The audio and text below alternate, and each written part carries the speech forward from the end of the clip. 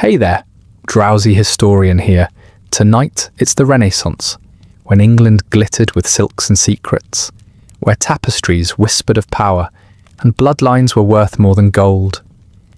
You find yourself walking the echoing corridors of a royal palace, beneath painted ceilings and the gaze of ancestors you're not allowed to claim.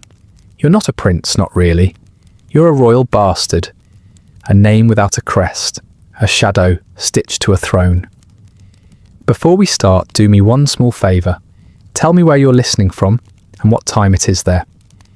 If you prefer these stories without ads, you can join the Patreon. It's linked in the description. And if you want the ultimate immersive experience, consider using a pair of wireless earbuds. They're comfortable, discreet, and designed so you can wear them even while sleeping. I've linked my favourite pair plus other sleep tools in the description. Now, lie back, get comfortable. Let's begin. It begins in the hush of a November night, when the air outside smells of wet stone and the dim lamps in the street tremble against the wind. Inside, a chamber glows with wavering candlelight. Heavy curtains drawn tight to muffle both sound and conscience. You are born beneath that light, a flicker in a world that does not yet know what to do with you. The walls are close here. The room has the faint scent of lavender water and iron, and a fire burns too low in the hearth. The midwives murmur to each other in half-finished sentences, their hands moving swiftly, their eyes avoiding the bed.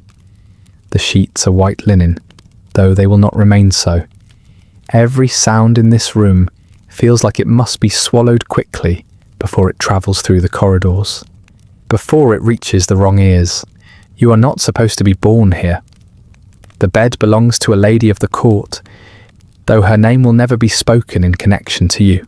She lies there, pale and quiet, her hair clinging to her damp forehead, her gaze fixed somewhere just above the candlelight, as though she can already see the distance she will have to keep from you.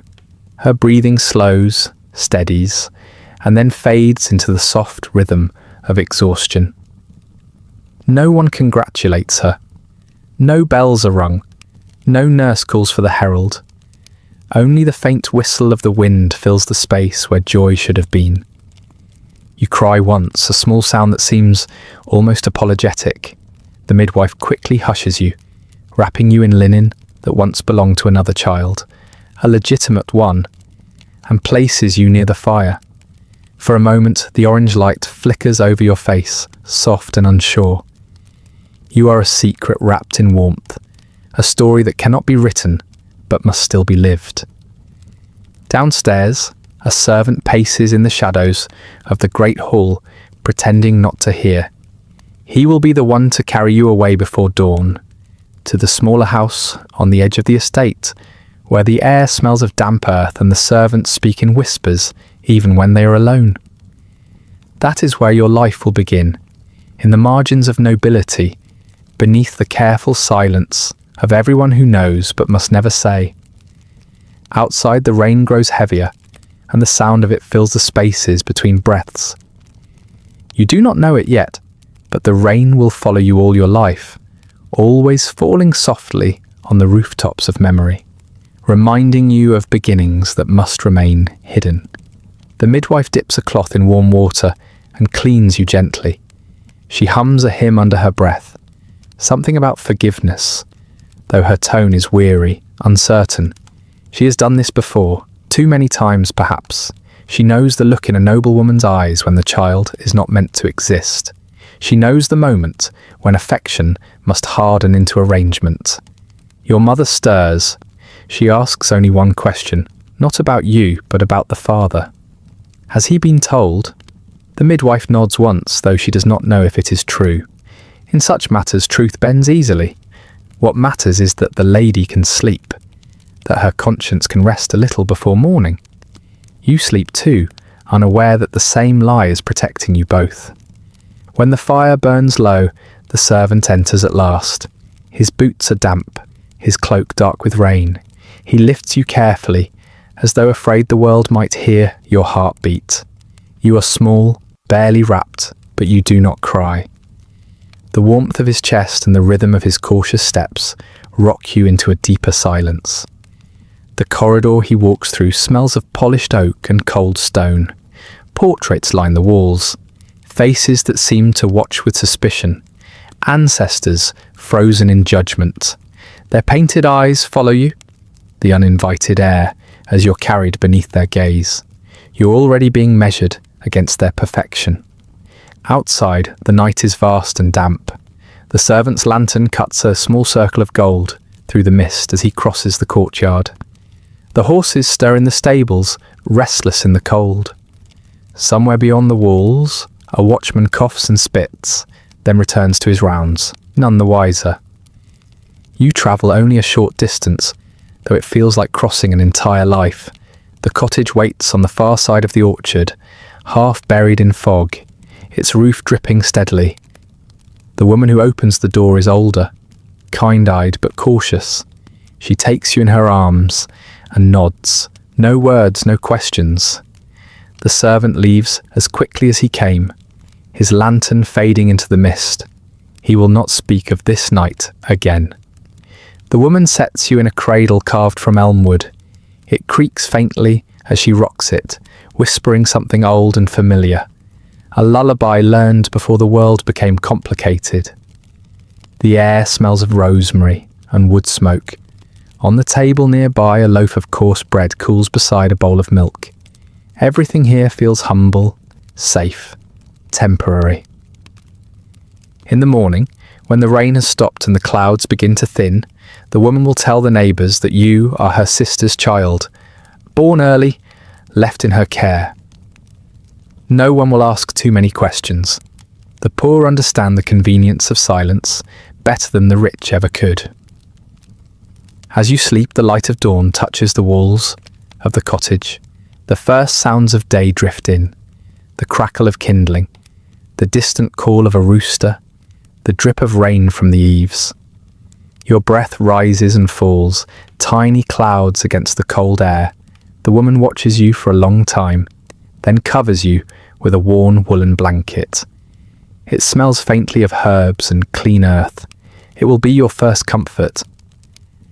Back in the manor, the lady of the house wakes to a grey sky. Her maid removes the soiled sheets, and the evidence of the night disappears into the laundress's basin. When the Lord returns from London, he will be told only that the lady was unwell. A simple matter. Nothing to concern himself with. He will not ask. Men of his kind rarely do. Still, somewhere in the back of his mind, he will remember a promise, something whispered in candlelight, when vows felt softer and the world seemed forgiving. He will think of it only when it rains, and even then not for long. Time moves gently here, as though reluctant to begin. Days pass into weeks. The child in the cradle, you, grows stronger. Your hair darkens, your eyes begin to follow the movement of shadows on the ceiling. The woman hums while she works, and sometimes she looks at you with a sorrow she does not explain. She knows you are borrowed, that one day someone will come to take you to another kind of life. For now, though, you sleep to the rhythm of rain and hearth fire. You are neither peasant nor prince, neither loved nor despised, merely existing in a space the world has not yet decided what to do with. You are a quiet possibility, tucked between two silences. Outside, the season shifts. The trees lose their leaves. Frost blooms along the window pane in delicate veins of white. The world seems to hold its breath, waiting for you to open your eyes and begin the slow, unspoken journey toward recognition and rejection alike. And as the dawn turns the mist to gold, the house sighs, as though relieved to have hidden something so fragile from the judgment of the world, if only for one night longer. You begin to remember the manor not as a place, but as a sound. The steady hush of footsteps softened by carpets, the murmur of voices that always seemed to stop when you entered the room.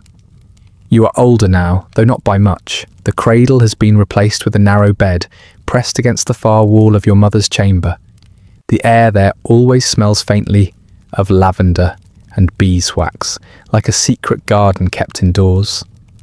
In that quiet space, the world feels distant.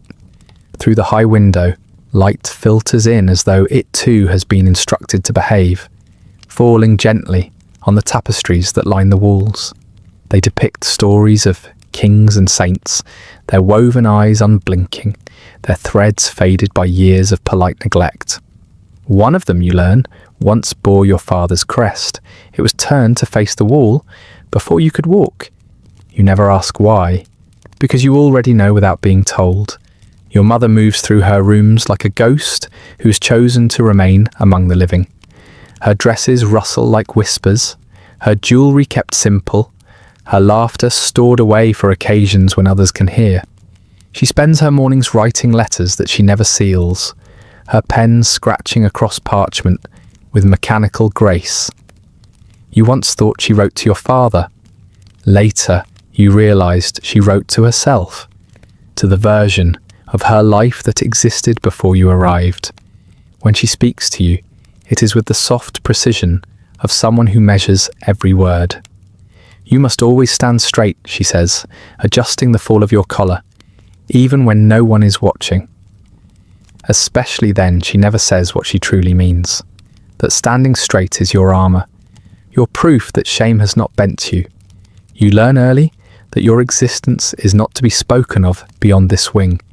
Servants bow to you, but avoid your eyes. At dinner, a plate is set for you in your mother's private dining room, never at the long table in the hall. There are rules here, invisible but solid, and you learn them the way a bird learns the boundaries of its cage, by flying into them once. Your lessons begin soon after sunrise. A hired tutor arrives from the village, a quiet man with a tired face and ink-stained fingers. He smells faintly of candle smoke, an old parchment. He teaches you Latin, history, scripture, the polite subjects of education, but never lineage. When the subject of family trees arises, he pauses and redirects the conversation towards saints or astronomy. He knows, as everyone knows, where silence must stand. Sometimes during these lessons, your mother listens from the adjoining room. You hear the faint clink of her teacup, the sigh of silk as she moves. She never interrupts, but you can feel her presence like a steady pulse through the wall. You study harder when she listens, not for praise. She seldom offers it, but because learning feels like the only way to exist fully in her world. Knowledge, after all, can be disguised as virtue. The days fall into rhythm, mornings filled with study, afternoons spent in the gardens beneath the watchful eyes of attendants. The air there is heavy with the scent of wet grass and trimmed roses. You trace the stone paths with small deliberate steps, your hands clasped behind your back like an adult, imitating grace. Sometimes you catch sight of the main estate, distant gleaming in the sun, where the legitimate children of noblemen play in bright clothes on wide lawns. Their laughter carries faintly across the hedges, light and careless. You stand still when you hear it, unsure whether you envy or pity them. When you return to the house, your mother waits in her withdrawing room. She sits near the window with a book open but unread, her posture perfect, her gaze fixed somewhere beyond the glass. You think she must be watching for someone, perhaps the figure of your father arriving on horseback, cloak billowing, eyes filled with regret. But the road remains empty and the hours move on. There are evenings when she allows you to sit near her while she reads aloud. Her voice is soft, steady, almost melodic.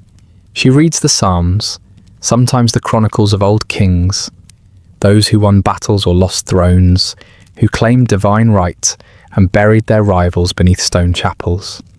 You do not yet understand all the words, but you understand the tone, the slow, inevitable decay of ambition, the quiet dignity of those who endure it. Even as a child, you can sense that she sees herself in those stories, and by extension, you. At night, the manor grows still.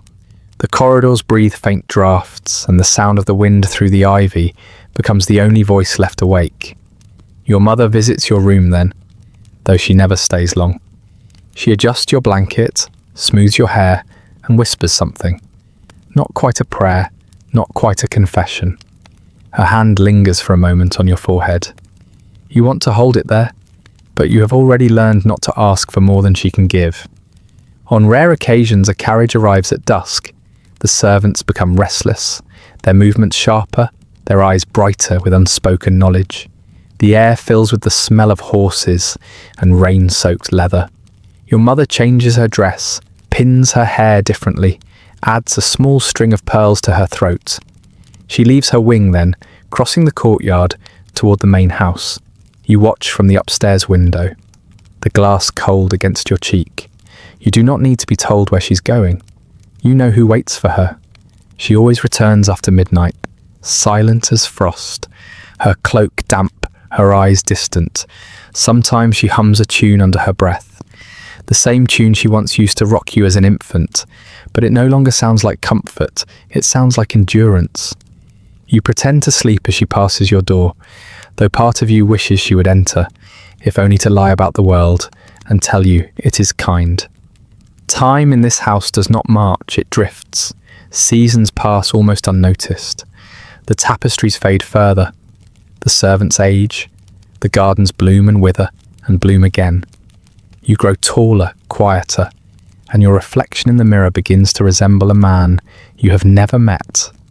Your mother notices this, though she never says it aloud. When she looks at you now, something changes in her eyes. Admiration laced with regret, as though you are a mirror she cannot bear to look into for too long. There are days when she leaves for the chapel on the hill. She goes alone, without attendants. When she returns, her gloves smell faintly of ash and candle smoke. You wonder what she prays for. Forgiveness, perhaps, or forgetfulness, or the strength to love you properly. The lavender scent in her rooms grows stronger over time. It clings to her dresses, to the curtains, to your memory. You come to associate it with safety, but also with distance, the way people use perfume to disguise what cannot be cleansed. And still, life continues in its quiet procession. Lessons, walks, the measured rhythm of the household. The air remains thick with unspoken things. You hear them in the creak of the floorboards, the closing of doors, the pauses between her words.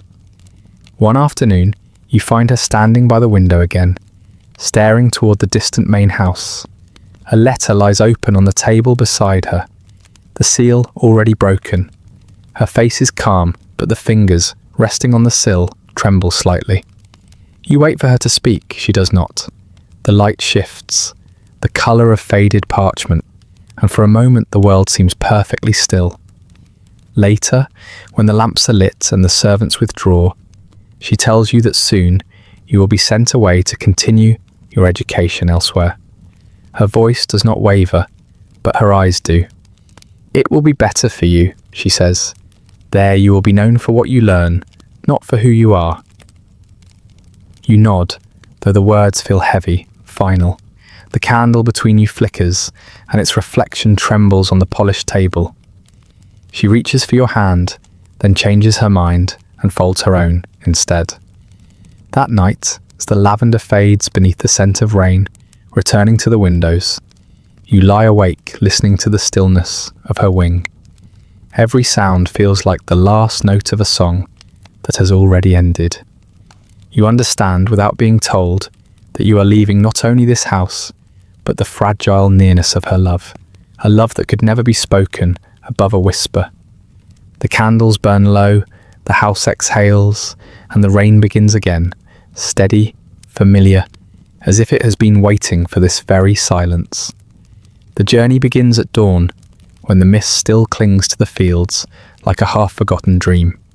You travel in a small carriage, the wheels whispering through mud. Your tutor seated opposite you, his hands folded over a worn leather satchel. The air inside smells faintly of ink and damp wool. He tells you that you will be presented today, not as family, of course, but as a ward, a pupil of promise. You nod as though you understand, though the word ward feels like a shadow of something larger that cannot be said aloud. Through the window, the estate rises from the fog, vast and deliberate, stone walls veined with ivy, chimneys breathing faint trails of smoke, banners stirring weakly in the cold morning air. It looks less like a home than a declaration. Every arch and column seems built to remind the world of its own hierarchy. You're about to enter the place where your name ends. The carriage halts in the courtyard.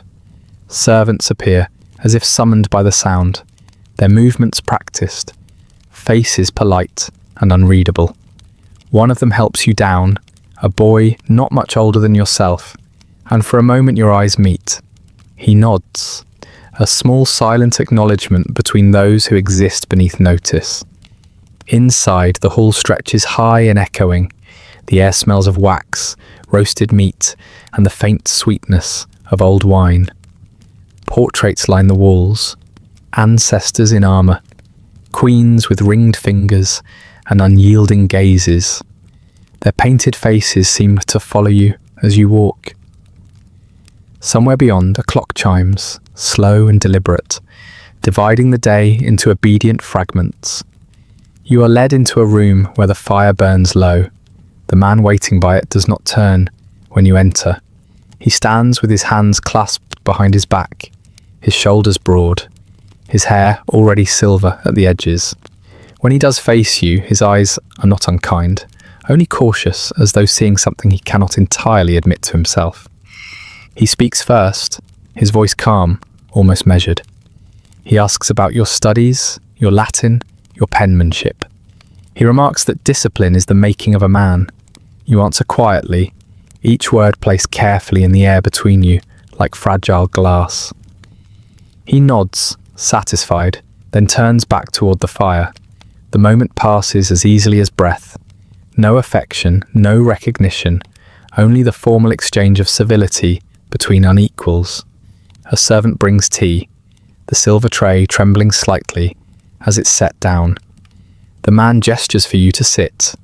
You do so, cautiously, your hands folded in your lap. He asks if your mother is well. You say yes. He nods again. The silence stretches. You watch the fire, the slow collapse of a burning log. The embers glow, reflected faintly in the polished brass. There is something in that reflection. Two figures, close but never touching. He speaks of the court then, the king's recent hunt, a wedding soon to be announced, the birth of another heir somewhere in London. His words are gentle but deliberate, as though reminding you how far away such events belong. You listen not because you care for the news, but because his voice is the only thing connecting you to the idea of him. When he finally looks at you again, it is with a kind of resignation.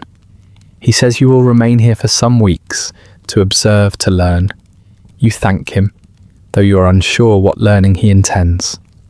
He dismisses you with a nod, his attention already shifting toward a sheaf of papers waiting on the desk. You bow awkwardly, then follow the servant who waits by the door. The room they give you overlooks the gardens. It is neither grand nor humble, furnished with care but without warmth. The sheets smell faintly of starch and cedar. You set your few belongings on the writing table. Books, a quill, a folded letter you will never send. From your window, you can see the courtyard below, where the same carriage waits to depart. You watch until it vanishes down the long drive, swallowed by mist. That night, the manor hosts a feast. The great hall blazes with candlelight, hundreds of small flames trembling in the draught. Long tables groan under silver dishes. Wines gleam like garnet in crystal cups. Music fills the air, the gentle thrum of lute strings, the measured hum of voices. You are seated near the lower end of the table, close enough to see the high table clearly, far enough to remind you of your place. The man sits there, of course, beside his wife. A lady with eyes like polished steel and a smile trained to perfection.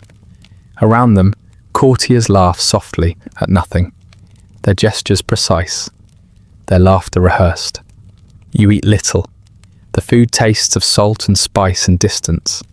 The candles flicker, their smoke twisting upward toward painted ceilings. Every so often, he glances in your direction, not with warmth, but with obligation. You imagine what it might be like to be acknowledged, to have that gaze hold longer than decorum allows, but the thought passes quickly, a shadow at the edge of the mind.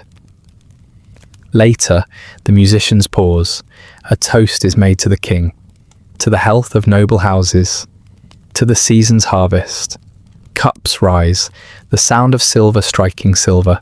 You lift yours too, though you're not sure if you are meant to. The man does not look at you. He laughs softly at something whispered beside him, his profile lit gold by the nearest flame. You lower your cup. The wine stains your lip, a thin line of crimson you wipe away before anyone notices. When the feast ends, the hall empties slowly, the chatter fading into corridors. You linger near the doorway, watching the servants clear the tables. A few glance at you, curious, sympathetic perhaps, but none speak. The man passes by, cloak draped loosely over one shoulder, his hand resting on the lady's arm. He pauses briefly, as though about to say something, then simply nods and continues on.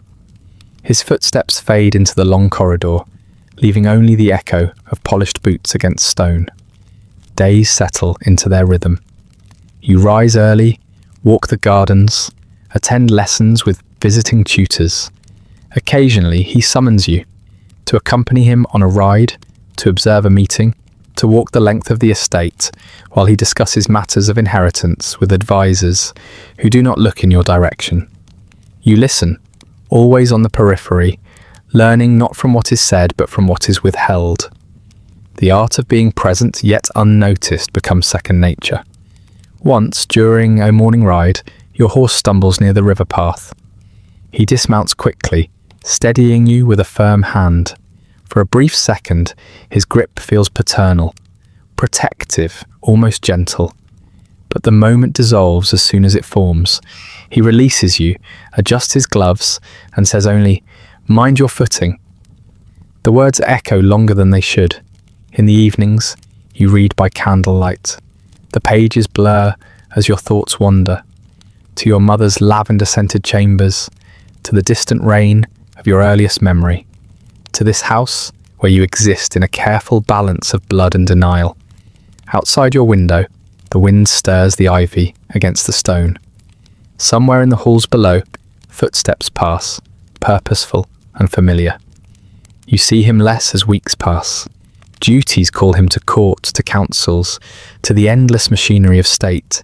His absence leaves the manor quieter, though not emptier. You begin to realize that absence can be as heavy as presence, that some distances never need to be measured in miles. When he returns, his hair is whiter, his words fewer. He greets you with the same politeness he reserves for guests of uncertain status. You speak of your studies again, your progress, your understanding of Latin declensions, and the histories of ancient kings. He nods, satisfied, his eyes already drifting toward the papers, awaiting his seal. You want to tell him that you know his crest by heart, the one turned backward in your mother's chambers, the one you traced as a child when no one was watching.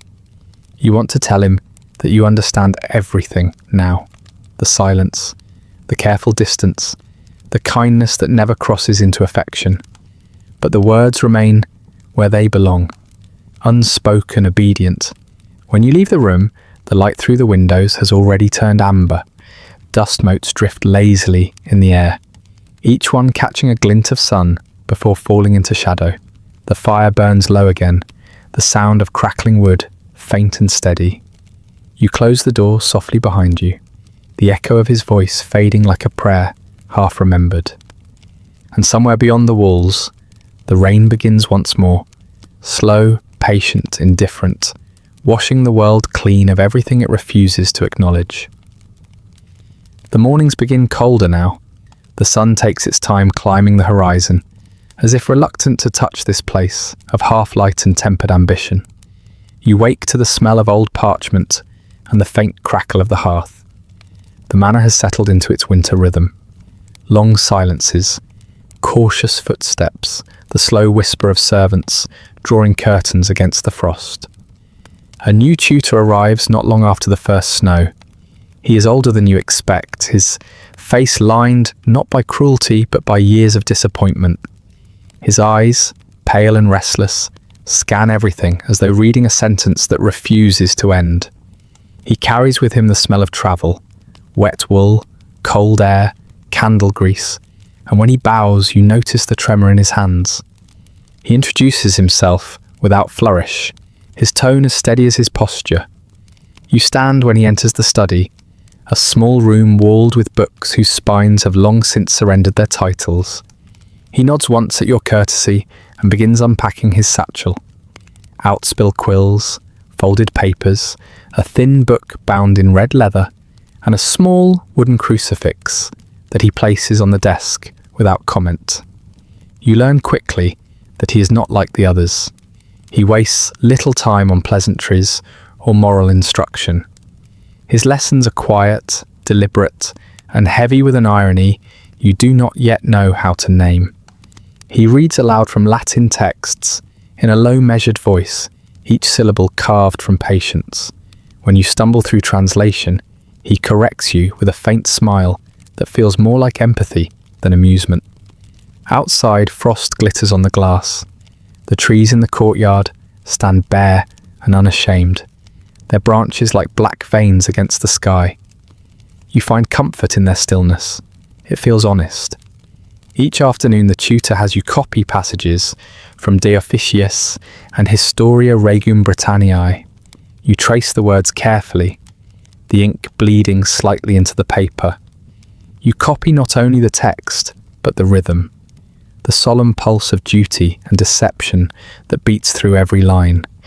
He tells you that all knowledge carries its own burden, and that history, like confession, is often written for the wrong ears. Sometimes between lessons he looks toward the window and speaks of his years at Oxford, of scholars who debate virtue while drinking themselves senseless, of priests who preach temperance, yet dine like kings. He laughs softly, but it is a laugh without joy. You sense that his faith, whatever remains of it, has been stripped of ornament, worn down to bone. When he speaks of honour, it is never as a virtue, but as a wound carefully disguised. A man's reputation, he says one grey morning, is only the version of his soul that other men can tolerate. You nod, though the words linger longer than their meaning. Later, as you copy genealogies of noble houses, you notice how many lines end abruptly, erased by scandal, exile, or silence. You wonder which of those erasures you belong to. The study becomes your refuge. The smell of ink and vellum clings to your fingers, and the world beyond the desk grows less real each day. When you look up from your work, you sometimes catch sight of the manor's central courtyard, where men in livery cross with purpose, their boots striking the stones like muted bells. You envy their certainty, their belonging. The tutor notices your distraction, but says nothing. He understands the weight of invisibility too well to name it aloud. Once, while discussing Cicero, he pauses mid-sentence, his quill hovering above the page. "Do you know what it means?" he asks. "To live just outside your own story." You hesitate. He nods before you can answer. "You will," he says. "Men born near power must learn to breathe its air without choking on it." Then he returns to his writing, as if nothing had been said. In the evenings, when lessons are done, you walk the length of the garden walls. The air is sharp, the sky bruised with early night. You think of your father, the man whose name you're forbidden to claim, and of your mother, whose scent of lavender has already begun to fade from memory. You imagine them both sitting somewhere in separate silences, bound not by affection, but by the gravity of consequence. The tutor joins you sometimes. His steps are slower than yours, his breath visible in the cold. He tells you that the moon, when full, was once believed to govern not only tides, but also inheritance, that its waxing and waning were said to mirror the rise and fall of fortune. Superstition, he adds, though his gaze lingers on the pale light for a long time. One afternoon, he brings a new book to the lesson, a chronicle of noble bastards through English history. He does not explain why. The pages are filled with the names of men who lived like ghosts, half acknowledged, half condemned, useful only when convenient. You read about them silently, the ink smudged by centuries of indifference. Some became generals, others monks. A few were executed for daring to believe their blood meant more than their birth. When you close the book, your hands feel heavier. The tutor studies you carefully, then says, "History never condemns the powerful for their sins, only for their failures." You nod, unsure whether he speaks to you or to himself. Winter deepens. The fires burn longer, the candles shorter. The air in the study grows thick with smoke and unspoken thoughts. You find yourself writing long after the tutor has retired for the evening. Copying, translating, inventing. The ink stains your fingers, your cuffs, even the edge of your sleeve. You no longer mind. The act of writing feels like breathing through another man's lungs, borrowed, necessary, and somehow cleaner than your own. One night, unable to sleep, you return to the study. The fire has burned down to embers. The tutor sits there still, half in shadow, his head bowed over an open book. He does not notice you at first. When he finally looks up, his expression is calm, distant, almost tender. "Ah," he says quietly, "you too have found the disease of thought." He gestures for you to sit. The room feels timeless. Just two figures, suspended between pages, and silence. He speaks then, not as a teacher, but as a man unravelling. He tells you that he once believed knowledge could free him, that truth once seen would make the world bearable, but it only made the world sharper, crueler, more precise in its hypocrisies. "Ignorance, species art," he says, "is the last mercy God allows the ambitious." You listen without interrupting. His voice is steady, but the words tremble with fatigue. He closes the book and leans back, staring into the dying fire. "Remember this," he says at last. "Those who live on the edges of lineage often see more clearly than those who rule it. But clarity is a lonely gift." He dismisses you then, gently, as one might release a bird that will not return. The next morning the servants whisper that the tutor has left. His room is empty, his books gone. No explanation is given. A new instructor will arrive soon, they say, one more suited to your station. You nod, though the word station catches like a thorn. You return to the study alone. The crucifix remains on the desk, forgotten. You place it carefully in the drawer and close it. The air feels different now. Hollow but free. You pick up your quill and begin to write again. Not from instruction, but from impulse. The words come slowly, uncertainly, like thawing ice breaking into water. Outside, the frost begins to melt. Drops of water fall from the eaves, each one catching the weak sunlight before vanishing into the soil. The sound is steady, rhythmic, patient, like history breathing through its own forgetting. You sit there until the ink dries, the scent of it mingling with smoke and dust, the last trace of your tutor's presence fading into the quiet. You realise then that every lesson he gave was not about books, but about endurance. How to live in the space between truth and permission, between heritage and exile. And as you look out the window, where the gardens gleam with thawing ice, you understand something wordless.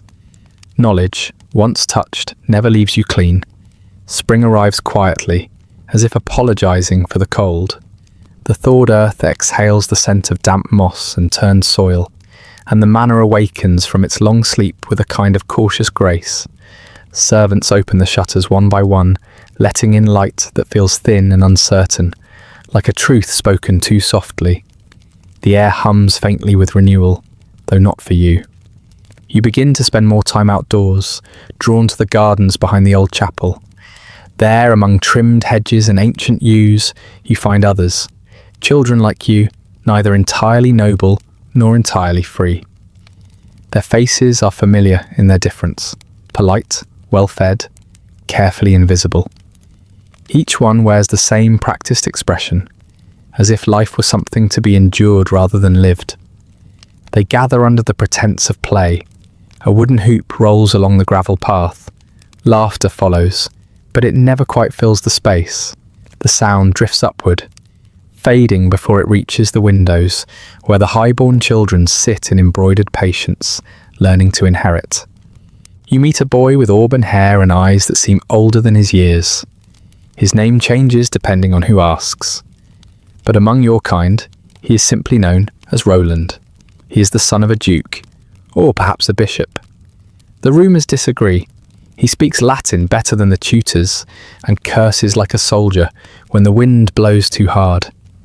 There's a quickness to him, an understanding that doesn't need to be taught. He grins easily, but his smiles never reach his eyes. Another child, a girl named Cecily, moves through the garden like a ghost of patience. Her gown is always a little too fine for her station, her hair tied with ribbons that look borrowed from another's life. She collects fallen petals and presses them into books no one will read. When she laughs, it sounds like remembering something she was told to forget. Together, you form an unspoken fellowship, not of rebellion, but of recognition. You share glances more than words, understanding that speech can betray what silence keeps safe. You sit beneath the old apple trees, carving names into bark that will outlive your memory.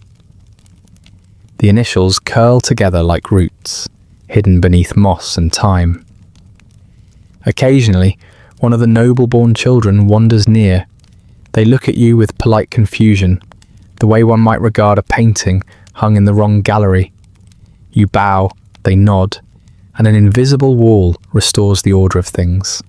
The game resumes, but your laughter grows quieter. You learn that every garden has its boundaries. The roses by the stone wall bloom more beautifully than anywhere else, but you are not allowed to touch them. The gardener, an old man with rheumy eyes, once tells you that they're fed with soil from France, earth brought across the sea to remind the mistress of home. He says it as if it explains everything. You nod as though it does.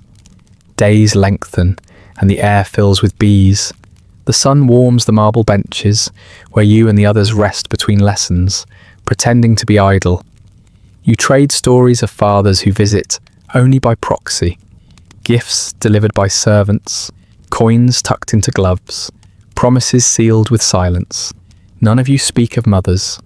The court treats them as shadows, necessary, soft, and easily replaced. Roland brings you a small wooden flute one morning, carved crudely from elderwood. Made it myself, he says, though you suspect otherwise. The sound it makes is thin but oddly soothing, like wind through a cracked window. He tells you to keep it, and for a while, you do. You play it under your breath at night, when the world is half asleep and the sound can hide between dreams. Cecily listens sometimes, her head tilted as though trying to remember something. It sounds sad, she says, one evening. You tell her that it isn't sad, just quiet. She smiles faintly. Same thing, she replies. There are lessons beyond the tutor's reach. You learn the art of invisibility, how to move in corridors without disturbing air, how to leave no echo behind. You learn to bow without lowering your pride, to speak without saying anything true. These skills, though never written, are passed between you like relics. They are what keep you alive. Sometimes during the long summer dusk, you and the others climb the garden wall to watch the court's carriages arrive from the distance. The horses gleam under the last gold of the sun, their harnesses stitched with the weight of belonging. You imagine what it must feel like to sit inside, to be carried instead of overlooked. The thought fades quickly, but its shadow remains. At banquets, you are permitted to stand in attendance, not among the servants, not among the family, somewhere between, like a reflection caught in the corner of a mirror. You watch your father raise a toast, his laughter reaching the ceiling, but not you. The noble children whisper and share glances that sting less than they should. You learn to master stillness, to become the kind of presence that no one remembers misplacing. The court celebrates births often. Every few months, Bells ring for another child of legitimate hope. The bastards, you and the others, are expected to smile at the news. You do. The sound of joy, when performed properly, requires no belief. As the season matures, Roland becomes restless. He speaks of running away, of joining a ship bound for the Low Countries, where no one asks who your father is. You almost believe he will go, but then a letter arrives, sealed with wax bearing a crest you both recognise. He grows quiet after that, his laughter thinning into habit. The next week he is gone, sent to serve in another household, or perhaps buried in rumour. No one tells you which. Cecily stops visiting the garden soon after. Her absence is explained in murmurs, her marriage arranged, a scandal averted. You see her once, months later, standing on a balcony in silks that fit her too tightly. Her face pale under the weight of expectation. She doesn't look down. The garden remains, though emptier now. The apple trees shed their blossoms, leaving the ground speckled with white, like the remnants of forgotten snow. You still walk there sometimes, tracing your fingers along the carved initials on the bark. The letters have grown faint, swallowed by the slow patience of the tree. You wonder if the earth forgets faster than men do. As evening falls, the scent of lavender drifts again, faint, familiar, but changed. The manor's windows glow with candlelight, and somewhere inside music trembles faintly through the walls. You listen without envy. The notes rise and fade, a melody composed for those who never notice its ending. You sit on the cold stone bench where Roland once whittled his flute. The sky above deepens into violet, and the first stars appear like quiet witnesses. You feel the pulse of life around you, slow, inevitable, unhurried by dreams. A nightingale begins to sing in the hedgerow, its song clear and fleeting. For a moment you let yourself believe it sings only for you, a creature outside the order of things, unclaimed yet unbroken. The sound settles somewhere between sorrow and peace, and you close your eyes. When the song ends, silence returns, like an old friend. You rise, brushing dust from your sleeve, and walk back toward the manor. The path curves gently, the gravel crunching under your boots. Behind you, the garden darkens, its secrets absorbed by night. Ahead, the lights of the house wait, warm, distant, and unreachable as ever. You know, without knowing how, that the garden will remain long after you have gone. It will grow new bastards, new laughter that doesn't echo, new dreams that end before they begin. History, like the soil, forgets names but remembers shapes. And as you pass beneath the archway, where ivy trembles in the breeze, you think of the tutor's words, how clarity is a lonely gift. You understand now that loneliness is not absence, but inheritance. The door closes behind you, soft as a sigh, and the garden exhales once more. A world half lit, half forgotten, still alive in the margins where you belong. The nights grow longer, and the manor grows louder. It begins with the servants, bustling through corridors that echo with laughter not meant for you. Then come the carriages, their wheels murmuring over wet cobblestones, bearing guests whose names hum with privilege. The air thickens with the scent of tallow and wine. Curtains are drawn back, hearths are rekindled, and the house blooms into ceremony again. You are summoned to dine, not as guest, nor quite as servant. Your place lies at the end of the great table, where the light from the chandeliers grows thin and flickering. The chair creaks beneath your weight, its wood unpolished, its position deliberate. From here, you can see everything, but touch nothing. The hall stretches before you like a stage, a theatre of appetite and ambition. Gold dishes glint beneath candlelight. Peacocks are served whole, their feathers reattached with care to remind everyone how beauty survives its own death. The wine glows ruby in crystal cups. You smell roasted venison, cloves, orange peel, and the faint sweetness of marzipan. The air is warm, full of the soft music of knives against silver. You listen to the laughter of those closer to the fire. Their words are not cruel, only careless. They speak in fragments. Their sentences weighed with alliances and rumours, each story offered like a slice of fruit. Somewhere near the head of the table sits your father, the Lord whose name you may not speak. His voice carries easily, low and confident, like a prayer recited by habit rather than faith. He does not look your way. Beside him, his wife laughs with precision. The pearls around her throat catch the light each time she turns her head. Her smile is as steady as her posture, her eyes sharp as mirrors. She laughs again when someone mentions the king, her voice trailing just long enough to suggest loyalty. From your end of the table, the laughter arrives late, thinner, stripped of meaning by the time it reaches you. The candles at this distance burn slower, their smoke curling upward like unspoken thoughts. You watch the flames dance along the silver platters and think how easily light deceives distance. A servant passes by and refills your cup. The wine is cool, the colour of old blood. You sip it slowly, tasting its weight more than its flavour. Around you, others at your end. Minor relatives, foreign guests, discarded favourites. Exchange polite smiles that never touch their eyes. You recognise them by their restraint. They too live on the edges of things. Conversation drifts down the length of the table like a tide losing force. At your end, it becomes murmurs, half-heard words about taxes, harvests, and distant wars. Someone near you speaks of a nobleman's son executed for treason. The details are delivered with fascination, not fear. You wonder how close a man must stand to power before even his death becomes entertainment. The musicians in the gallery begin to play. The melody is soft, meandering, and faintly melancholic, the sort of tune that forgets where it began. Violins weep gently beneath the hum of conversation. You find yourself swaying, not from wine, but from the rhythm of repetition. Fork, cup, laughter, silence. Everything moves with the practiced grace of those who have performed it 100 times before. The servant clears your plate before you finish. You do not protest. The act itself is ritual, proof of your place in the invisible hierarchy of attention.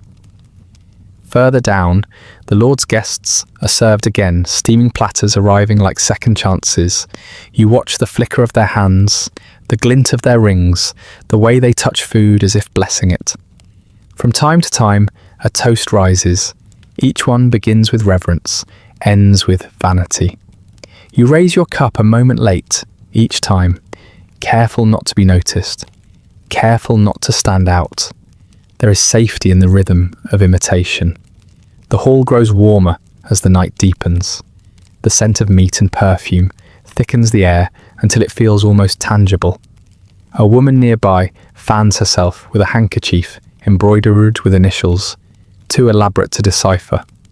Her husband, or perhaps her brother, leans close to whisper something that makes her smile with all her teeth.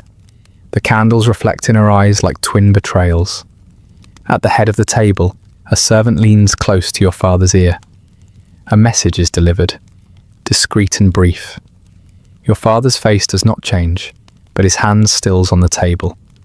You watch the subtle shift in the air, a pause that ripples through the conversation like wind disturbing the surface of a pond. Then, just as suddenly, the moment passes.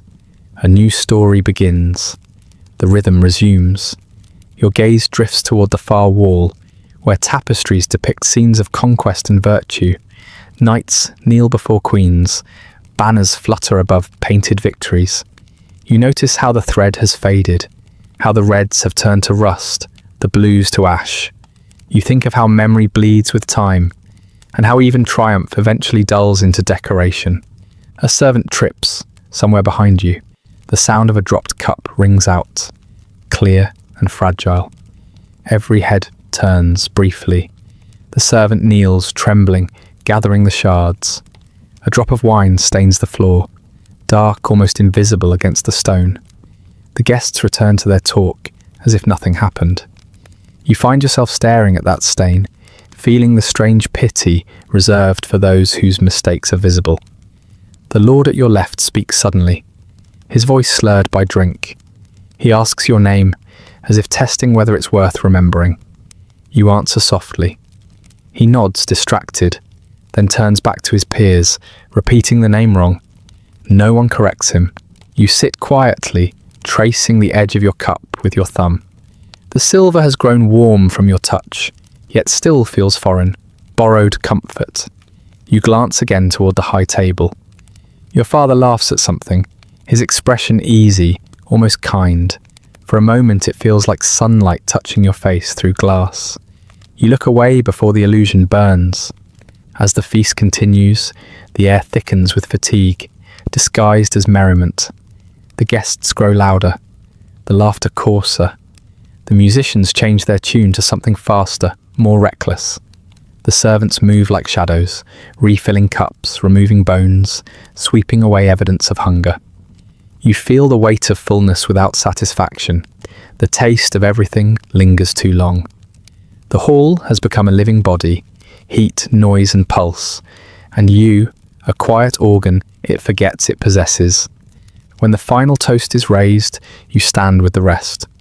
Your father's voice carries easily through the hall. To lineage, he declares, and to those who honour it. Glasses lift, light flashes across gold and crystal. You raise your own, the wine trembling at the rim. The words echo in your chest like a verdict. The hall begins to empty. The nobles drift toward chambers or gardens, drawn by the promise of quieter vices. The servants gather plates. The music fades. You remain seated a while longer, watching the candles burn down to stubs. The tablecloth is stained with wine and wax, proof that joy always leaves residue. When you finally rise, the great fire has dimmed to coals. You walk past the empty chairs, the scattered crumbs, the perfume still hanging faintly in the air. The echo of laughter trails behind you, distant and unfinished. Outside the hall, the corridor is cold again. The stone breathes its chill through your shoes.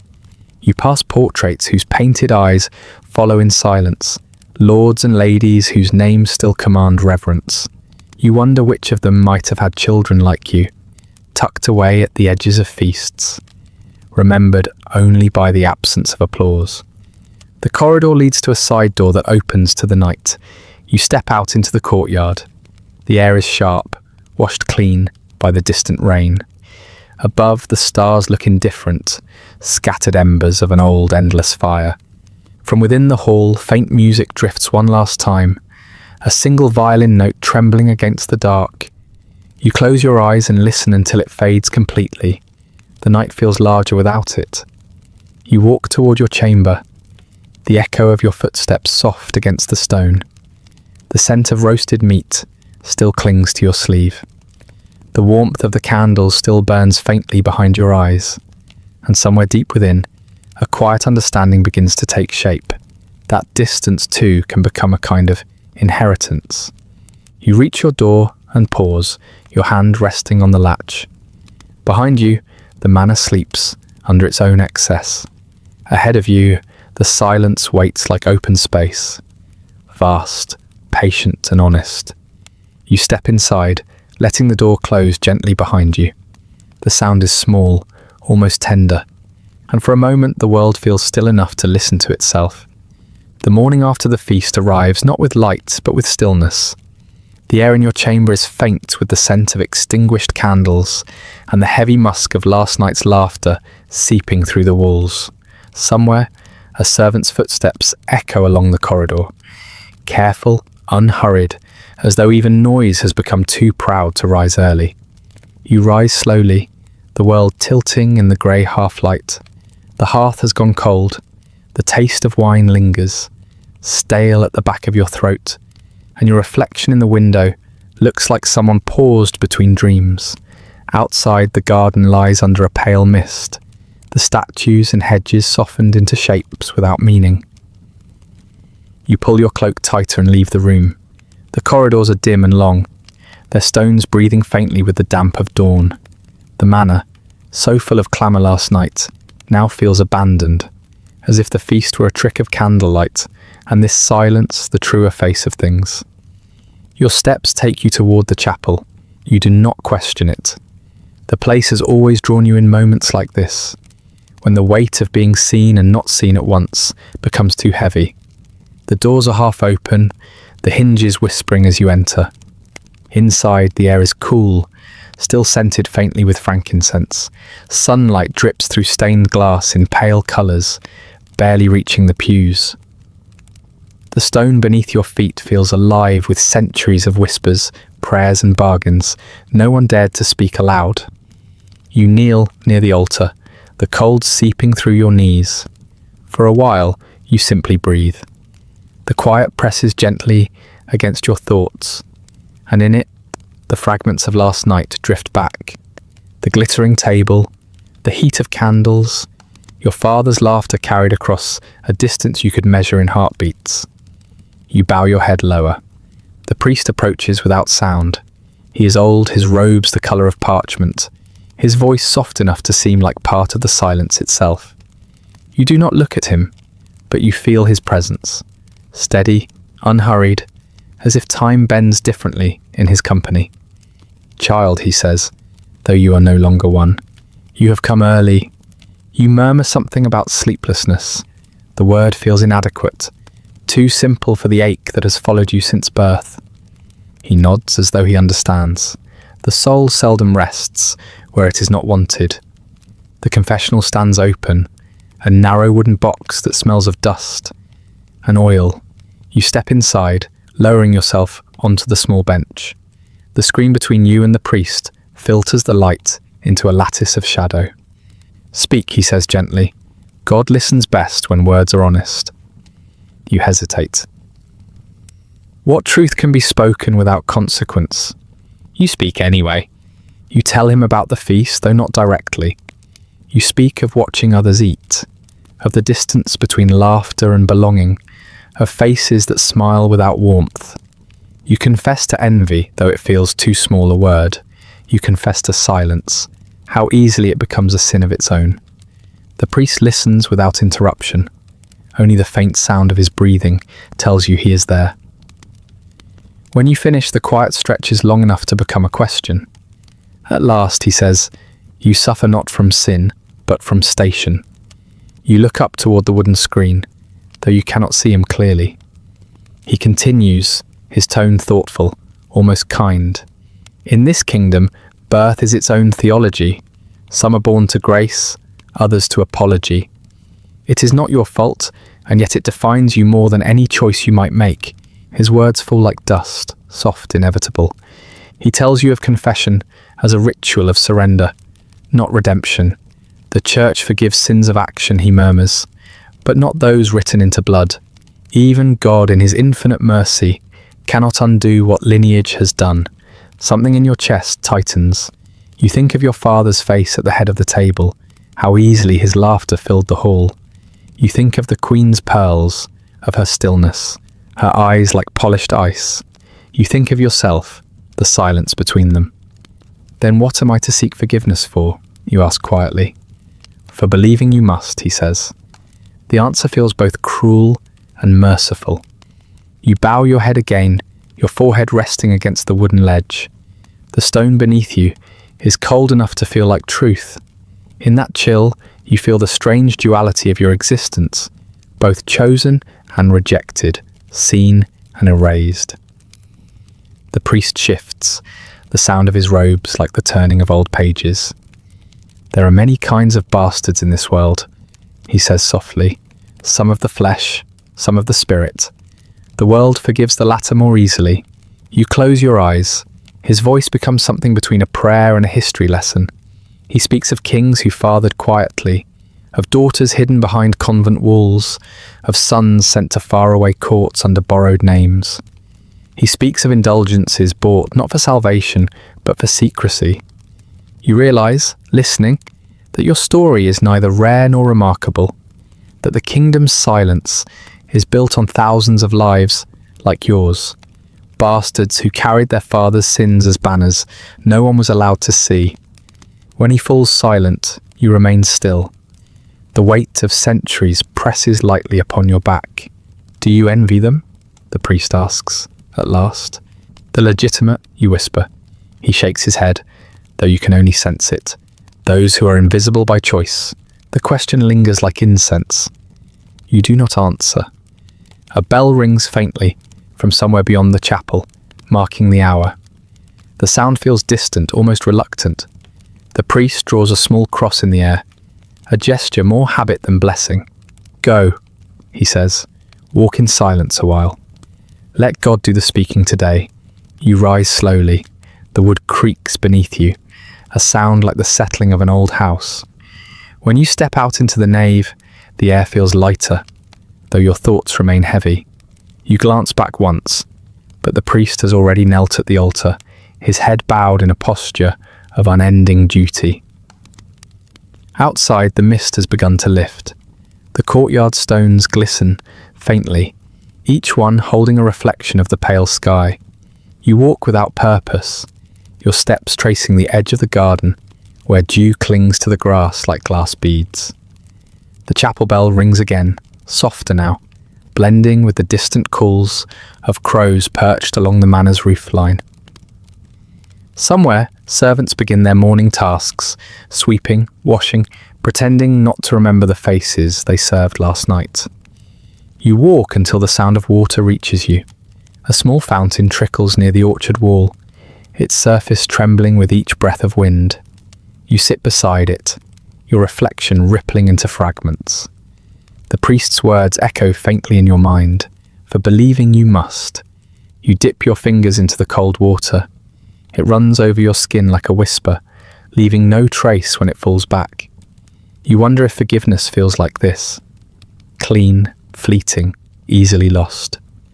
The sun struggles through the haze, its light catching on the edges of the leaves. For a moment, the garden seems to shimmer, unreal and suspended. The same world that cast you aside now feels fragile enough to crumble if you breathe too hard. You sit there until the bells stop ringing. The silence that follows is not empty but full, of thought, of memory, of something older than either. When you finally rise, your cloak damp with morning air, the manor looms again in front of you. Its windows glint like unblinking eyes. Inside, life will resume its rehearsed order. Meals, lessons, polite nods. And yet something in you feels altered, as if confession were less about absolution than acknowledgement. You walk back toward the great doors, the faint echo of your steps, the only rhythm that belongs solely to you. The priest's words linger, not as comfort, but as truth that refuses to soften. The politics of birth remain untouched, carved deeper than faith, older than forgiveness. And yet, as you cross the threshold, there is a strange peace in knowing it, as if finally seeing the bars of your cage allows you, at least, to stop mistaking them for shadows. You breathe in the stillness of the hall. The air smells faintly of wax and stone, and of something else, something human and raw. For the first time in a long while, you do not bow your head. You simply walk forward, quietly, into the waiting light. By the time the mists have thinned and the chapel bells have fallen quiet, the court is already awake, or rather, pretending to be. The sound of servants sweeping the long galleries becomes a kind of subdued overture.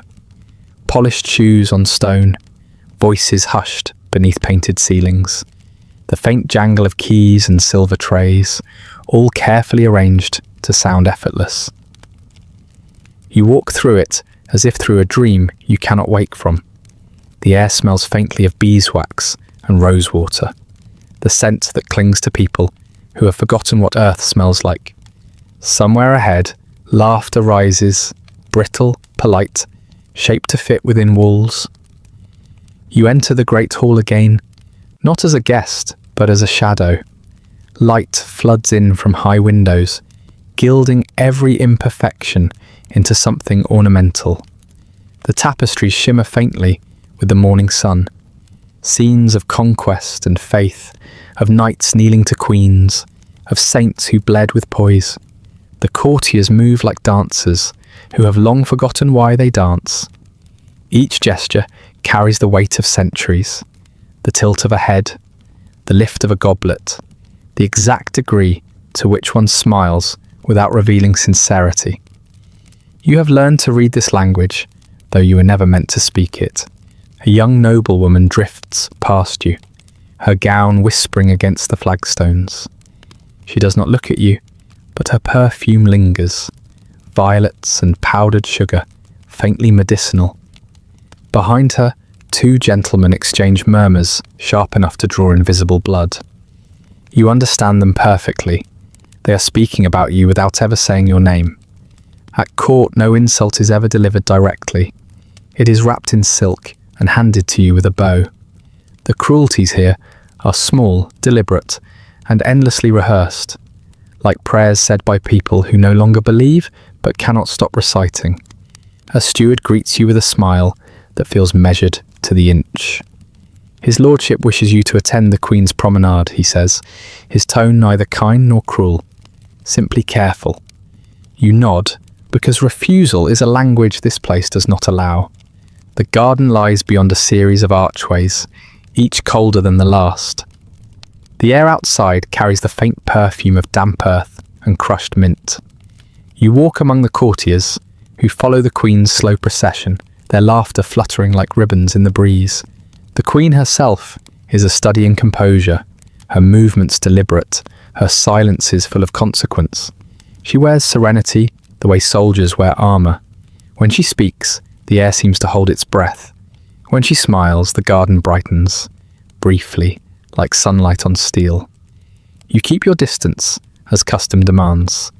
Her glance passes over you once, no more than that, but even that passing glance feels like being weighed, not measured for worth, but for danger. Around her, courtiers laugh at nothing at all. Their voices rise and fall in practiced unison. Compliments hover like insects around fruit sweet and meaningless. You learn quickly that here, silence can be safer than wit. A young page walks too close to a noble's wife and is quietly dismissed before the next course of gossip is served. A lady's maid forgets a curtsy and vanishes by nightfall, sent to a cousin's household by morning. You see all this and say nothing. In the kingdom of appearances, mercy is a private act and privacy is forbidden. Later, in the antechamber, the Queen's ladies gather to sew. The sound of needles piercing fabric is rhythmic, almost soothing. You are asked to read aloud from a devotional, something pious and unthreatening. You read slowly, your voice even, careful not to sound too learned. As you read, you sense the glances that move like hidden draughts of air. Some are curious, others amused, a few quietly pitying. Each one lands softly, yet leaves a mark. One lady interrupts to ask a question about the passage. Her tone is kind, but her eyes glimmer with the pleasure of watching you falter. The question is not theological. It is social, a trap disguised as conversation.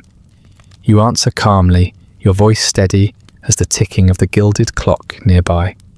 She smiles, faintly disappointed. You have passed her test for now. This is how cruelty survives here. Through etiquette and endurance, no one bleeds where it can be seen. The pain is measured, decorous, respectable. When the reading ends, you excuse yourself. Outside the chamber, the corridors seem too bright, the air too thin. You walk until the chatter fades, until the soft echo of your own footsteps becomes company enough. A portrait catches your attention. A man in armour, his expression grave yet almost amused. Beneath him, the inscription bears your family's crest. The resemblance is faint, but undeniable. You look at it for too long. Someone passing behind you notices and slows their pace. You can almost feel their smirk without turning. You move on. There are rooms here that seem never used, though they are dusted daily. Empty chairs, embroidered cushions, a chessboard forever half played.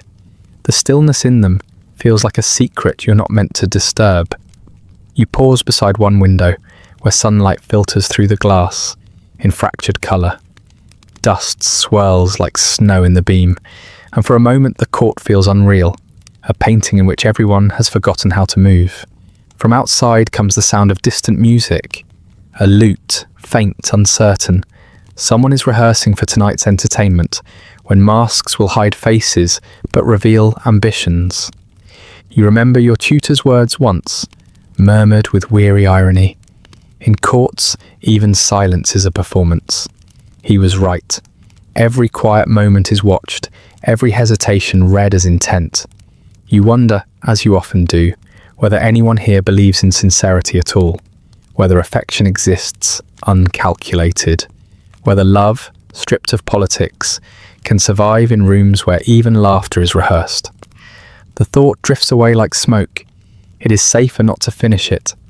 Evening comes softly, the sky bruising to purple beyond the arched windows. The courtiers gather once more for supper, their faces glowing in candlelight. You take your place again near the far end of the table.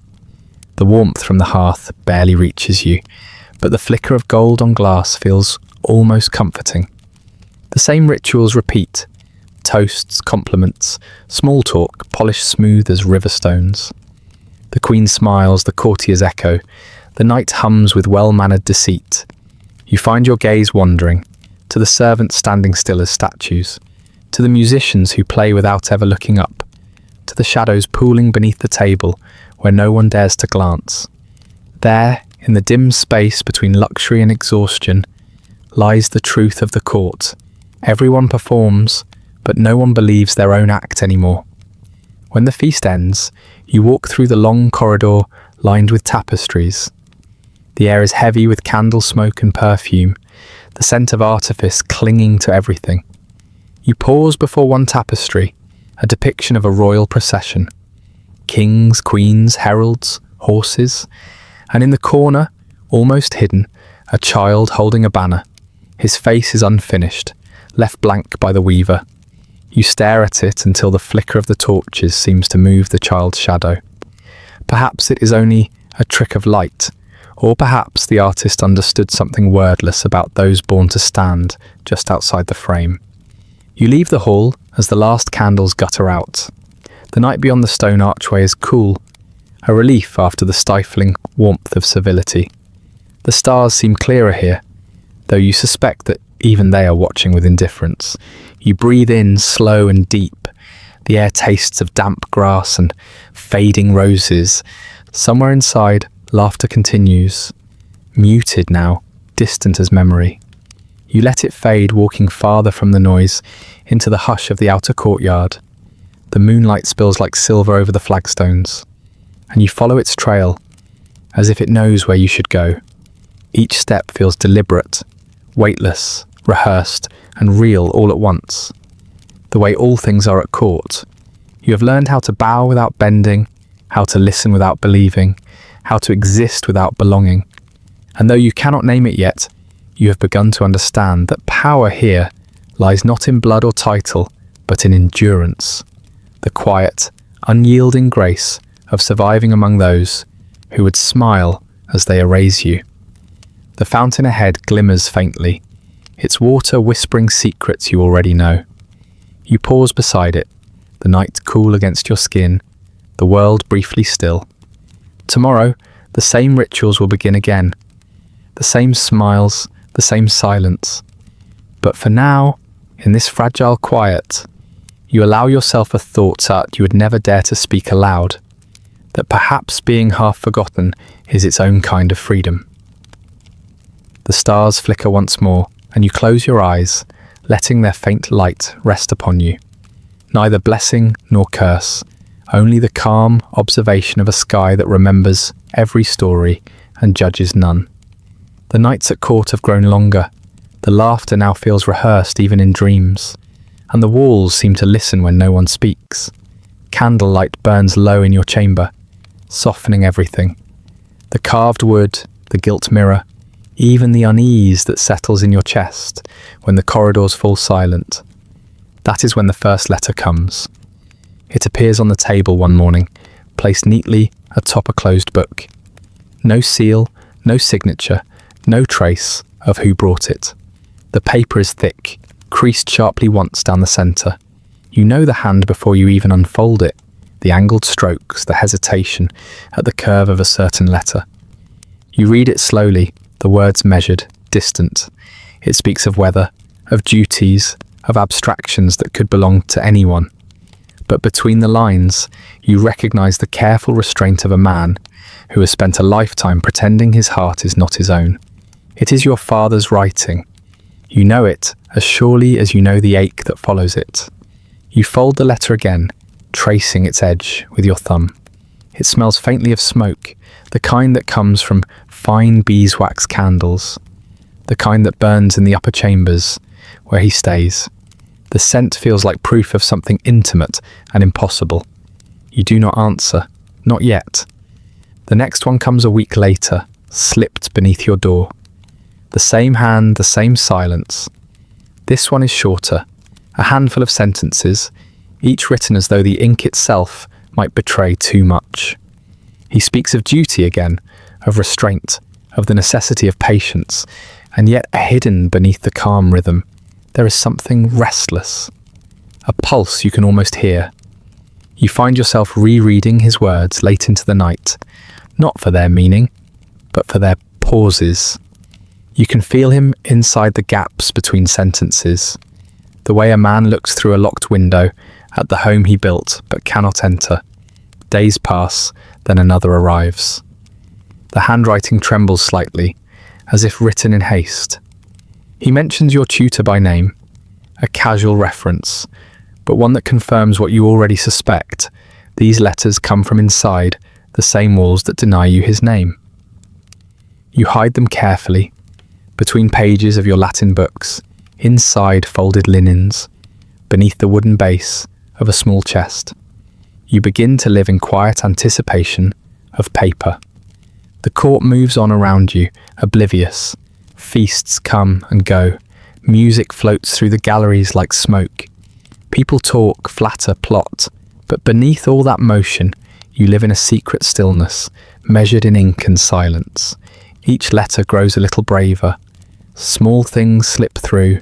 A memory of a hunt, a line from a psalm he once recited when you were small enough to believe in mercy. Sometimes he writes of politics, though never directly.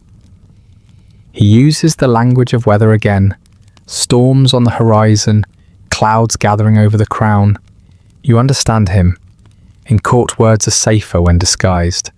And then, one night you receive a different kind of letter. It arrives with no knock, no whisper. The candle burns low beside you when you see it resting on the sill. The paper is damp from fog, the ink slightly blurred. It begins without greeting. They are watching. You read the sentence twice before the rest of it comes into focus. The handwriting is tense, uneven. He writes of suspicion, of eyes that follow, of tongues too eager for reward. He tells you to be cautious with whom you speak, what you carry, where you linger. You fold it slowly. The edges leave a faint trace of ink on your fingertips. After that, the letters change. They become rarer, briefer, each one more careful than the last. The last lines often trail off, unfinished, as though interrupted. You start to sense patterns in their arrival. They come after certain audiences, after certain storms of gossip have passed through the corridors. You learn to recognize the rhythm of his guilt, the moments when his conscience outweighs caution. The night after the third warning, you see him. It happens by accident, in the corridor leading toward the Queen's Chapel.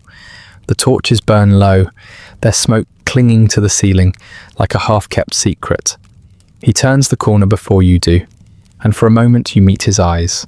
There is nothing in that look, no warmth, no claim, but something unspoken passes between you nonetheless. An acknowledgement of what you both are, halves of a truth no one dares to name.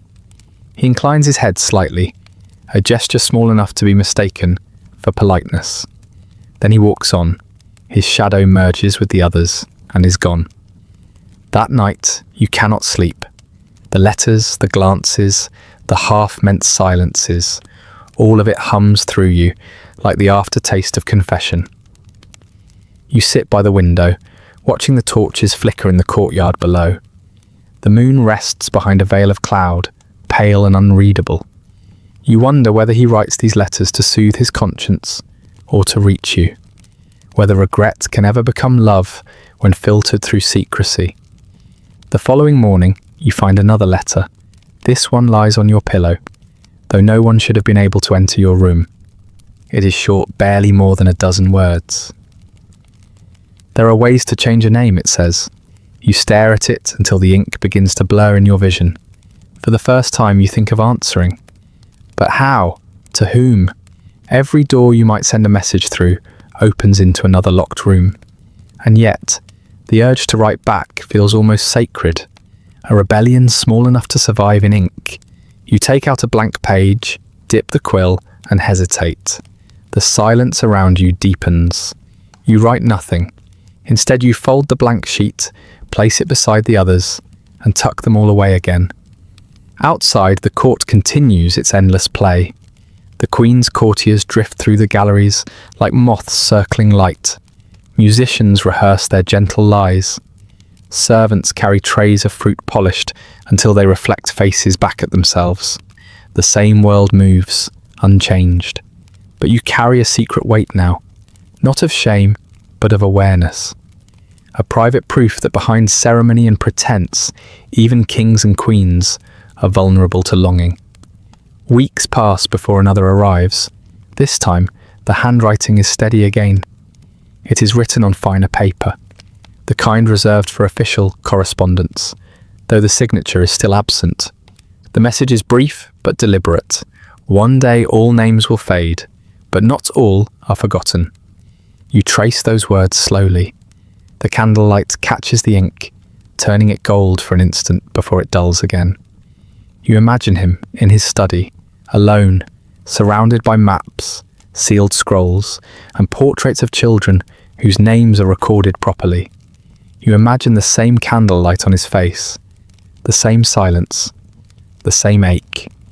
And then, as you fold the letter, a thought comes quietly, that perhaps this too is part of the court's cruelty, that even affection must disguise itself as duty, that the heart, like everything else here, must learn to kneel. Outside, the night thickens. A single owl calls from the garden wall, its voice low and deliberate, like a question, without urgency. You open the window, letting in the cool air. The candle flickers once, then steadies. In the courtyard below, shadows move, guards changing posts, the rhythm of a kingdom that never truly sleeps. You lean on the sill, the letter still in your hand, and let your eyes follow the path of torchlight through the mist. It moves like a pulse through the veins of stone, and somewhere beyond those walls, you imagine the same light spilling beneath another door, his. You do not smile, you simply breathe. The letters have become what prayer once was, not a conversation, but a quiet persistence. The night folds itself around you, soft and heavy, as if the world itself were exhaling. You place the newest letter beside the others, binding them together with a length of faded ribbon.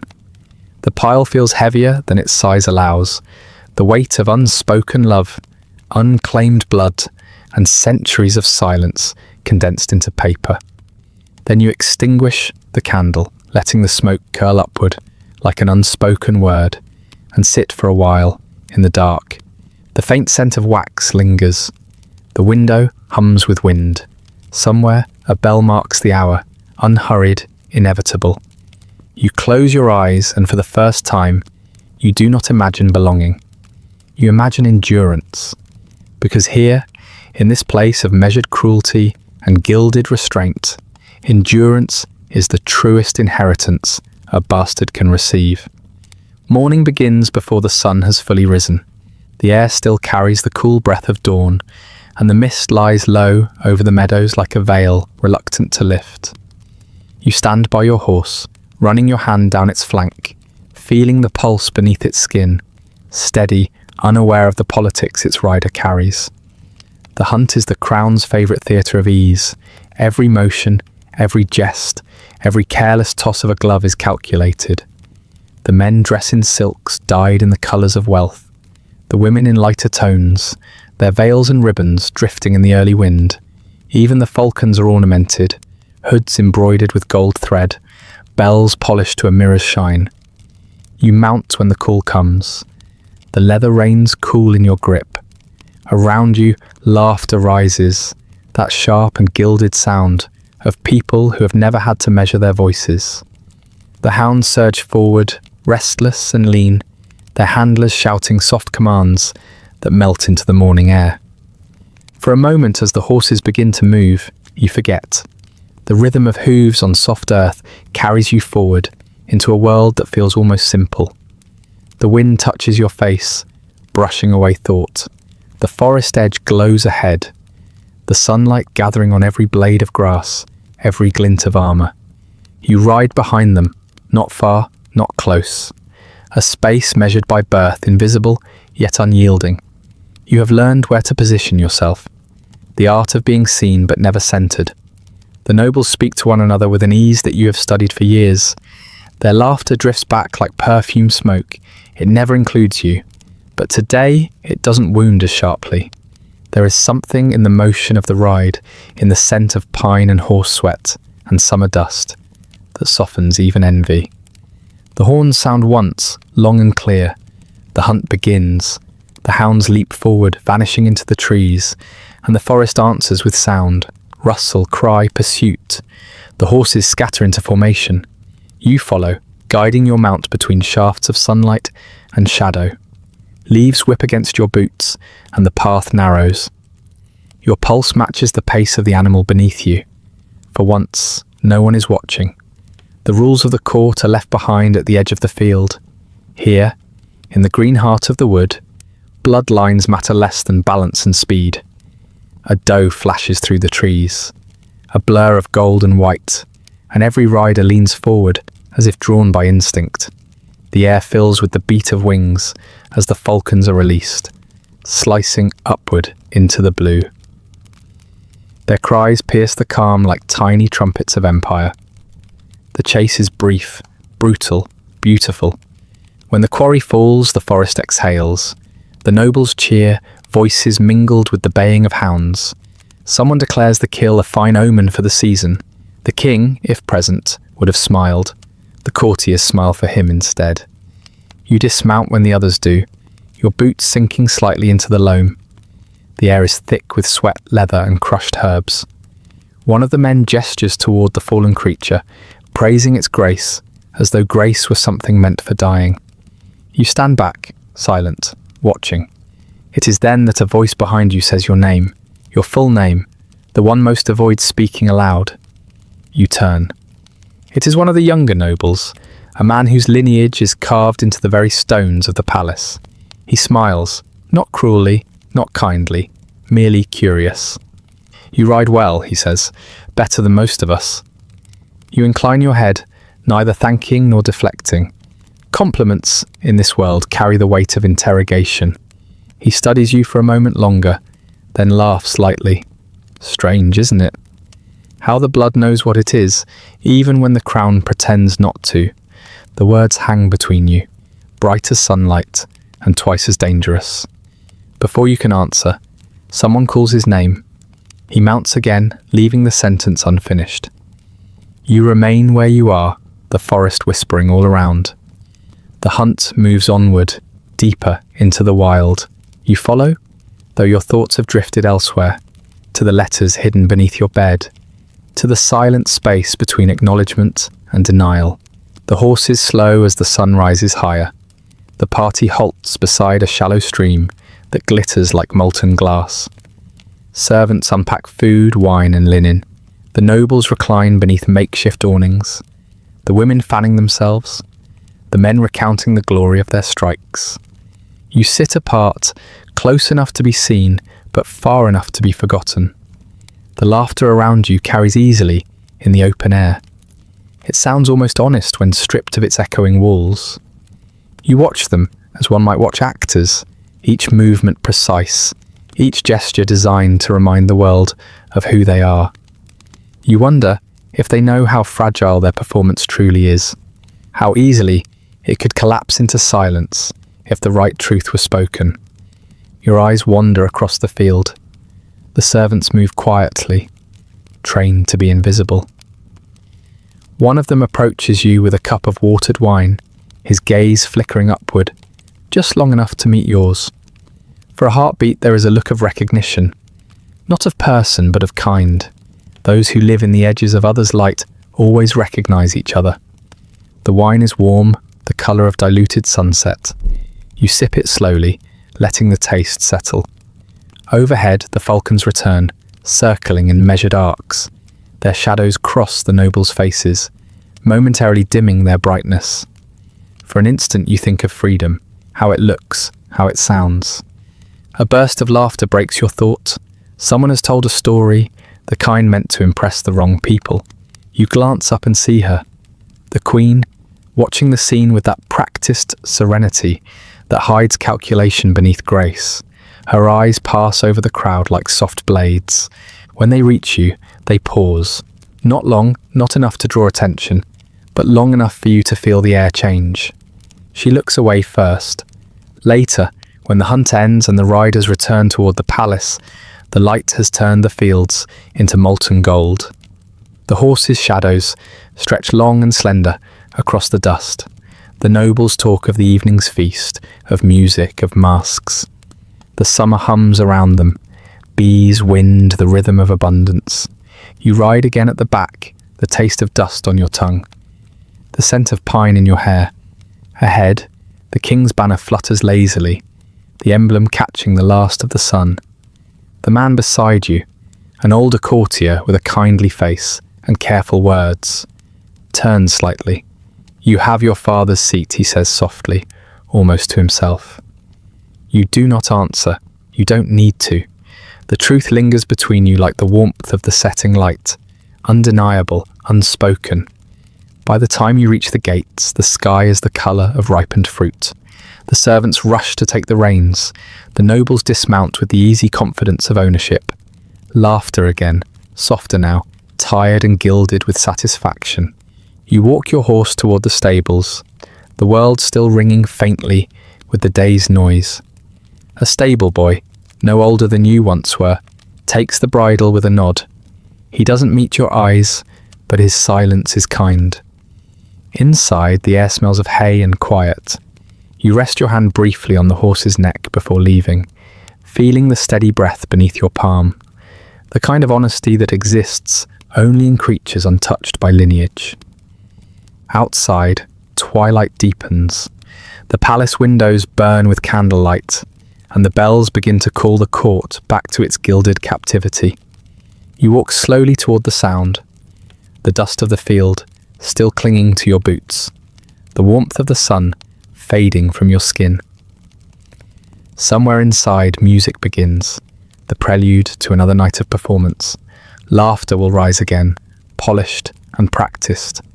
Wine will pour, stories will grow taller, and you will stand at the edge, as always, the quiet shape at the border of belonging. But tonight, as you pass through the gates, something lingers in your chest. A faint echo of wind and open fields, of sunlight and dust, of brief freedom. For a fleeting moment, you almost believe the illusion, that the space you rode through, the laughter you heard, the glance that found you, all of it meant something. Then the great doors close behind you, and the sound of hooves fades into memory. The court breathes again, perfectly choreographed, perfectly unfeeling. And you, a child of both silence and spectacle, step once more into its rhythm, unseen but never entirely forgotten. The days after the hunt unfold like a slow sigh. Summer ripens at the edges of the court, heavy and fragrant. Roses spilling over the stone walls, bees turning the air into a low, constant hum. You feel the season pressing gently against you, warm and indifferent. The palace hums too, though its rhythm is one of silk and rumour. You notice how people look at you a little differently now. Their eyes linger, not long enough to be called rude, but long enough to measure. The glance of curiosity wrapped in courtesy, the kind that takes your worth apart silently, piece by piece.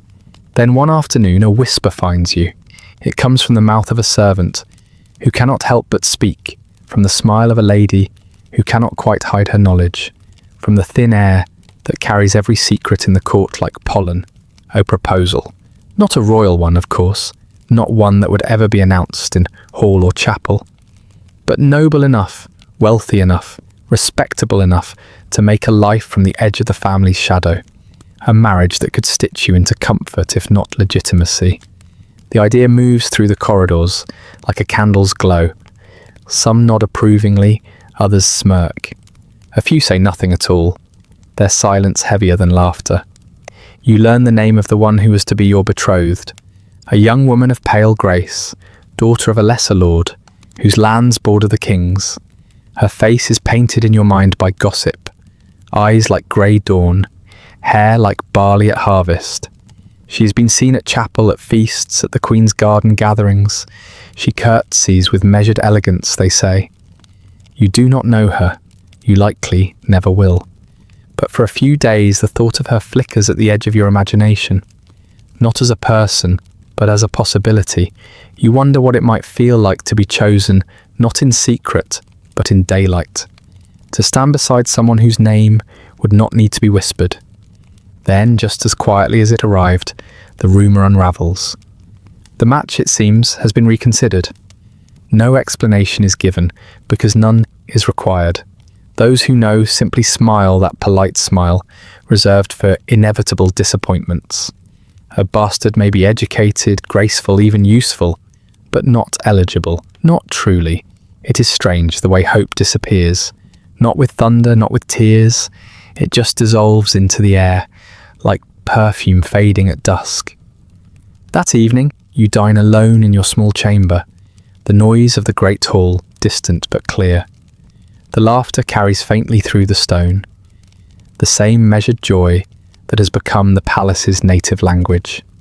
You eat slowly, not from hunger, but from habit, and afterward you walk.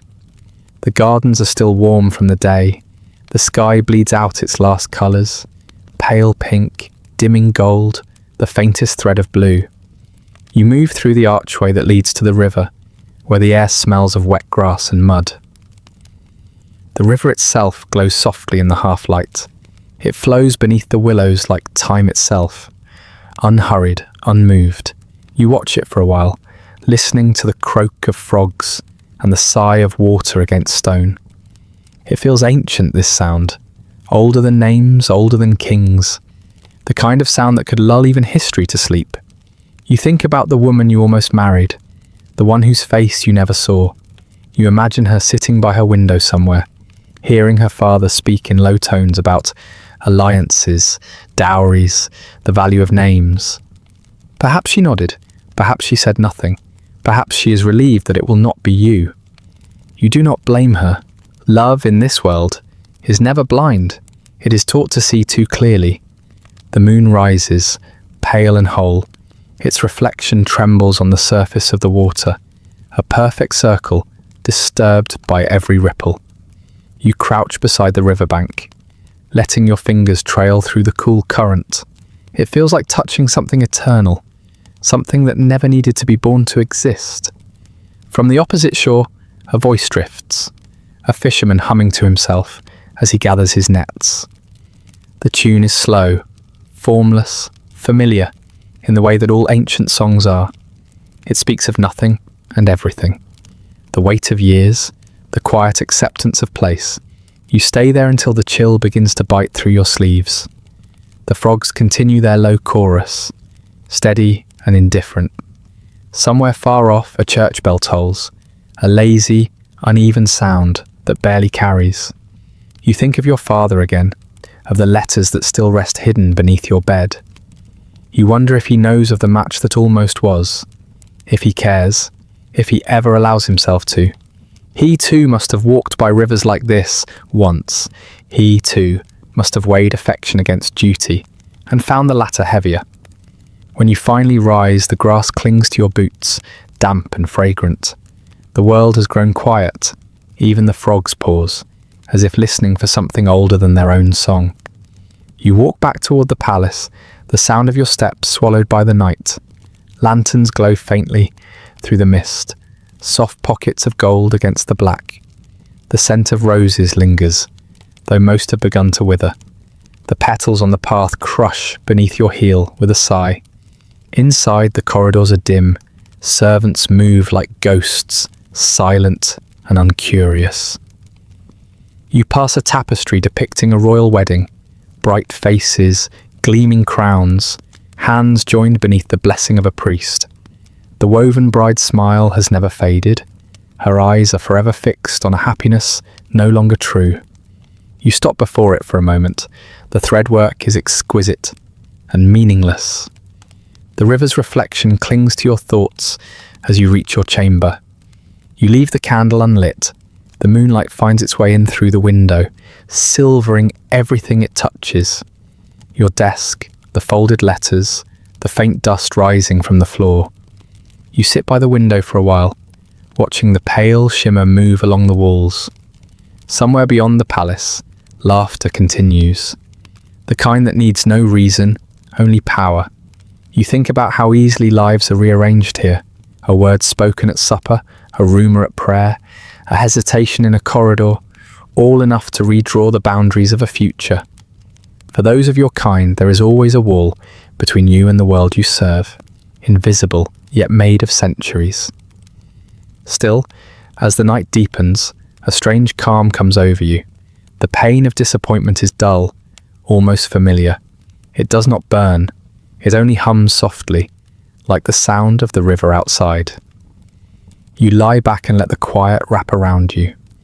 The ceiling above is lost in darkness, but you can feel the moonlight brushing your skin like cold breath. You can almost hear the slow current beyond the walls, carrying fragments of reflection downstream. The moon, the stars, the memory of faces never seen. Somewhere, the fisherman hums again, his song carried faintly through the night air. It reaches you through stone and silence, blurred into something like a lullaby. It is not comfort exactly, but it is enough. The river keeps flowing, the court keeps spinning, and you, a shadow stitched into its edge, remain, still breathing, still waiting, still quietly, part of the world that never calls you its own. The moon drifts higher, the frogs sing louder, and the night, vast and endless, folds itself around you like a cool hand over a restless brow. It begins on an ordinary morning, one that feels the same as all others. The sun lifts itself through a haze of pale clouds, the kind that soften the light until the whole world seems unsure whether it is waking or dreaming. You sit by the window, watching the courtyard below. The stones gleam faintly from last night's rain. The air smells of iron and wet straw. Servants cross the square with their usual quiet haste, carrying trays, baskets, the invisible weight of obligation. But something in their movement is different today, slower, hesitant, as though the day itself has forgotten its lines. A footman passes your door, his eyes lowered. Another follows, murmuring something under his breath. Then comes the sound, distant, almost reluctant, of a single bell.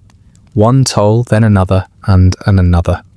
The kind of sound that does not announce news, but confirms what the world already feels. You know before you are told. Still, when the words arrive, carried by a servant whose voice trembles with the burden of formality, they land with a strange softness. His lordship has passed. No title, no name, only the shape of loss spoken like a line from scripture. You stand there a long while, the silence deepening around you. The servant bows and withdraws, leaving only the faint smell of rain and candle smoke in the corridor. You move toward the window again. Outside, the light has not changed. The same birds call across the garden. The same breeze stirs the ivy along the walls. And yet the world feels altered, thinner somehow, as though one of its threads has quietly unravelled. There will be a funeral, of course. There always is. A grand procession, black velvet and incense. A show of reverence, as precise as any dance performed at court. You will not be invited. You will not need to be. Your mourning must be private, invisible, the quiet dignity of someone who has no right to grieve in public. You sit. The chair creaks beneath your weight. an old familiar sound that anchors you to the moment. Your eyes drift to the desk where the letters still rest, folded, creased, faintly scented with wax and smoke. You think of his handwriting, the controlled lines, the deliberate restraint. Each word had always seemed to apologize for its own existence. You open one, though you know every phrase by heart. My dear child, it begins. Never your name, always the same distance wrapped in tenderness. The ink has faded in places, blurred by time, or perhaps by touch. You trace it with your fingertip, following the curve of each letter as though it might lead you back to the man himself. Outside, the bell continues to toll, slow, steady, unhurried, like the turning of a wheel that has never known rest. They say that death equalizes all men, but even in dying, he remains elevated. The prayers will be spoken in Latin, the candles tall enough to touch heaven, the choir arranged in symmetry. His coffin will be draped with cloth embroidered in gold, his crest displayed as if it were eternal. And yet somewhere beneath all that ritual, there will linger something smaller, quieter, the part of him that was only human, the part that once looked at you, even briefly, without armour. You remember that look now. It was rare, fleeting, like a star appearing through the fog. Not love, perhaps, but recognition. The faint, unwilling acknowledgement that you were what he could not claim. The bell stops. Its echo seems to hang in the room, long after the sound itself has gone. Later that day, the corridors fill with rumour. Servants speak in half-sentences. Courtiers rehearse sorrow in mirrors. Mourning, in this place, is a performance perfected through generations. Black sleeves, lowered voices, gloved hands folded over hearts. Grief worn as etiquette. You walk through it unseen. No one stops you. No one asks if you mourn. To them you are an old secret, a chapter omitted from the official chronicle. By evening, the sky has darkened into the colour of pewter. Rain begins again, light at first, then steadier, washing the world clean of pretense. You find yourself drawn outside, into the small garden beyond the chapel. The air is cool, rich with the scent of soil and roses too heavy for their stems. The chapel windows burn faintly with candlelight. Inside, voices rise in solemn unison, chanting prayers for the soul of a man who never needed intercession. You remain at the threshold, unwilling to intrude. The sound of rain softens the chant until it becomes one with it, heaven and earth murmuring the same wordless hymn. You close your eyes. For the first time in years, you allow yourself to remember him without ceremony. Not the Lord, not the figure carved in history, but the man. His careful speech, the way his hands trembled slightly when he thought no one noticed. The scent of ink and musk that clung to his study. The rare warmth in his voice when he spoke of music, or hunting, or the sea. You had inherited his eyes, people used to say, the same colour as winter water. You had always hated the comparison. Now it feels like the only proof left that you ever belonged to something larger than yourself. A drop of rain lands on your face, cool and insistent, then another, then many. You stay there until your hair clings to your temples, until the fabric of your sleeves grows heavy with damp. The world blurs around you, edges softened by the downpour. When the doors of the chapel finally open, the mourners spill out like shadows. Torches flicker. The sound of boots against stone echoes into the courtyard.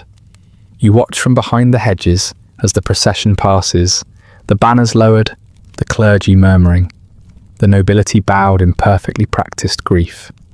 You notice her among them, your half-sister, the legitimate one. Her veil shimmers faintly with rain, and her expression is carved from composure. You wonder if she knows you stand there, if she would look for you, if she dared. For a heartbeat, she glances sideways. The movement is small, almost accidental, but it is enough. Then she walks on, swallowed by the glow of torches and the murmur of prayers. The bells begin again, lower now, almost weary. You listen until their rhythm merges with your heartbeat, slow and steady as the river's pulse beyond the garden wall. when the last sound fades, only silence remains. A vast, clean silence that feels both empty and full. You turn back toward the palace. The corridors are dark now. The servants gone. The air thick with the scent of extinguished candles. In your chamber you light a single flame. The letters lie where you left them. You open one again, then another, until the desk is scattered with them. Fragments of a voice that once shaped the world around you.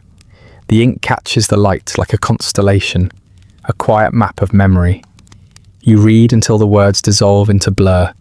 Then you gather them, fold them, and place them back beneath the drawer's lining. Not out of fear, but reverence.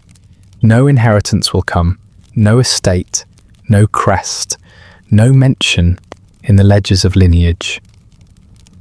But something else has passed to you, something heavier, quieter, the knowledge of what it means to live between the truth and the silence that conceals it. You extinguish the candle. The darkness settles softly, almost kindly. Through the open window, you hear the wind moving through the ivy, the faint drip of rain from the eaves. Somewhere far away, another bell tolls, not for him now, but for the hour. You lie down, eyes open to the ceiling you can't see. The world feels enormous and still. You imagine him beneath the earth, his name carved deep into stone, his legacy wrapped in ceremony.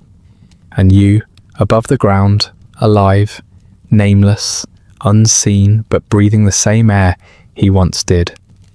The night stretches long, seamless, and silent.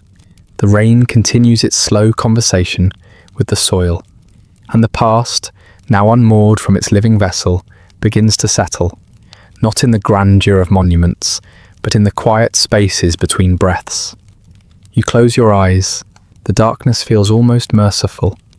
Somewhere beyond, the river murmurs again, carrying secrets, washing memory into motion, moving always toward the sea. The days after his death blur into a pale procession of ceremonies you are not meant to attend. Flags hang at half-mast above the palace, heavy with rain, their edges frayed by the winter wind. The world outside seems to have paused, holding its breath for a man whose absence has already begun to reshape the air. Inside, however, the machinery of power grinds on, oiled by silence, turned by ambition. The corridors that once echoed faintly with his step now speak in new rhythms. The servants bow to different names. The banners are changed, their colours brighter, their meanings rearranged. In a single gesture of coronation, the world has shifted, and the axis of your life tilts with it. The new king is young, your father's legitimate heir. His face carries a resemblance to your own, though softened by privilege, polished by tutors and flatterers. His smile is quick and public, his voice trained for ceremony. He moves through the hall as though he were born to its light, while you remain in its long shadow. When he first passes you, there is no recognition, not even the flicker of hesitation that might betray memory. He looks through you, as if the air itself had taken shape for a moment, before dissolving again. You bow, of course. Your knee touches the floor that once knew your father's stride. The gesture feels older than both of you, carved into the very stone. He does not nod. He does not need to. You rise quietly and step aside. The court continues its rhythm. Music, laughter, the rustle of brocade. Your absence is neither noticed nor missed. In the weeks that follow, life in the palace resumes its careful rituals. Feasts return, hunts are announced, ambassadors arrive to bow and barter. The scent of power, once mingled with your father's ink and tobacco, now carries the sharp perfume of youth and authority. You walk through it like a ghost among the living. The servants still address you with courtesy, but their tone has changed. It carries that faint, cautious sympathy reserved for those whose place has slipped beyond definition. The courtiers, once careful to measure their distance, now feel no need for such restraint. Their eyes pass over you without pause, as if your existence were a half-forgotten rumour, best left unspoken. And yet you remain, not out of defiance, but out of habit, the quiet gravity that binds the displaced to familiar walls. You begin to notice the small changes first. The portraits removed, the tapestries replaced. The old king's likeness no longer hangs in the council chamber. His name, once spoken daily in reverence, now lingers only in formal prayers. The new king's crest appears on goblets, on seals, on the collars of hounds. Even the language shifts, not abruptly, but with the subtle erosion of tides. The courtiers speak of the old reign as though it were centuries gone, and of the new order as though it were eternal. Sometimes, when you pass through the garden, you catch your reflection in the fountain. The face that looks back is not young anymore. The eyes are lined, the mouth set in quiet composure. You wonder, briefly, if this is what erasure feels like. Not a single act, but the slow, graceful fading of colour from a painted wall. You remember how your father used to walk here, his cloak brushing the gravel, his voice carrying low across the evening air. The fountain's murmur was the same then as it is now. Only the listening has changed. The world moves forward, and you remain still. There are whispers, of course. There always are. Some say the new king keeps you near, as a reminder, a quiet symbol of mercy. Others claim he has simply forgotten to send you away. Whatever the reason, you drift through the edges of court life like an unclaimed memory, neither dismissed nor acknowledged. At night, you dine alone. The meals are modest, carefully measured, as if someone somewhere has calculated exactly how much sustenance a forgotten life requires. The candlelight flickers across the silverware, casting long shadows that dance on the wall like silent companions. Sometimes you imagine you hear the court beyond the stone, laughter, the scraping of chairs, the clatter of goblets. But perhaps it is only the wind finding its way through cracks in the old masonry. You think of leaving, truly you do, to go somewhere where names matter less, where bloodlines do not define the shape of your shadow. But leaving would require severing the last fragile thread that binds you to what once was. And so you stay, like ivy clinging to a wall, long after the building has lost its purpose. Days fold into months, seasons turn. The court begins to age with you. Faces that once shone with youthful certainty now wear the same weary polish. The king grows broader in the shoulders, sharper in his speech. His hair, once black as raven's wings, begins to carry the first threads of grey. You see it one morning as he rides past, the sunlight catching briefly on the silver. For the first time, he glances at you, not through you. It is not recognition, not really, but something in the air stills, a quiet tremor between past and present. Then, as quickly as it came, it is gone. He rides on. The shadow he casts across the courtyard lingers longer than his gaze. There is a strange comfort in the constancy of the unnoticed.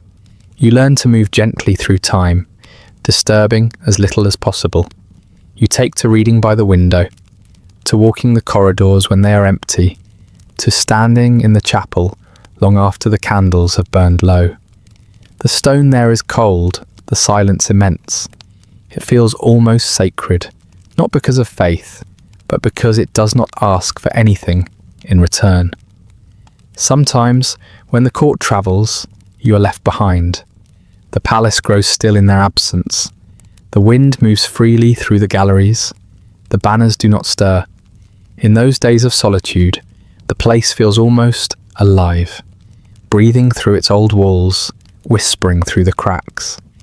You begin to sense your father's presence then, not as a ghost, but as a lingering shape of history itself. The rooms he once commanded now exist only as echoes, the air thick with memory. The crown that defined his life has passed on, but its weight remains, pressing down upon the stones, upon you. The crown's shadow is not cast by gold or power. It is made of memory, the kind that stains rather than shines. It follows you through every corridor, soft and steady, reminding you that lineage is a kind of inheritance that never quite ends. and so you live within it, a relic of compromise, a survivor of names. The courtiers' sons now grow into their fathers' titles. The daughters marry into alliances that will one day crumble. The music of ambition continues, an old tune played on newer instruments. But you are the note that lingers after the song is finished. You are the breath that fills the silence between rains. Years pass. The tapestries fade again. Another generation begins to speak of history as though it were a distant story, something clean and complete. They do not know your name. They do not need to. You have become a part of the architecture, a quiet figure seen in passing, a story only the walls still whisper. And perhaps that is its own kind of peace. To be forgotten by the living, but remembered by stone. To walk beneath the weight of the crown's shadow, and know that it cannot reach the depth of your stillness. Outside, the sun sets behind the towers, spilling its light across the windows in long amber streaks. Dust glows in the air like suspended time. The evening bells begin again, marking not loss now, but endurance. The quiet persistence of those who remain when history turns the page. You watch the light fade, your reflection merging with the glass. And for a moment you almost believe the shadow is not a burden, but a shape that keeps you from vanishing completely. The king will die one day, as all kings do. His crest will fade, his portraits will darken with soot and age. But somewhere in the long corridor of history, your silence will remain, patient, unrecorded, and everlasting.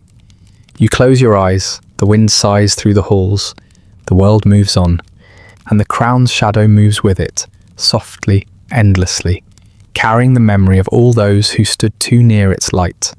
The house stands at the edge of a forgotten village, a place where the road narrows into silence and hedgerows grow unchecked. Its windows look toward a field where wheat bends beneath the wind, and beyond that, a pale horizon where the world seems to dissolve into light.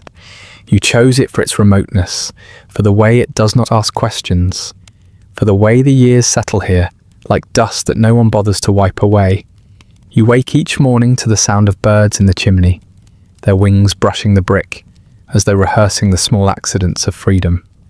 The air smells faintly of earth and candle wax. A single beam of light slides across the floorboards, catching the motes that dance there, soft, suspended, aimless. It is a quiet life, the kind that leaves no trace in chronicles. Yet within that quiet, there lingers the slow pulse of something that history could not quite erase.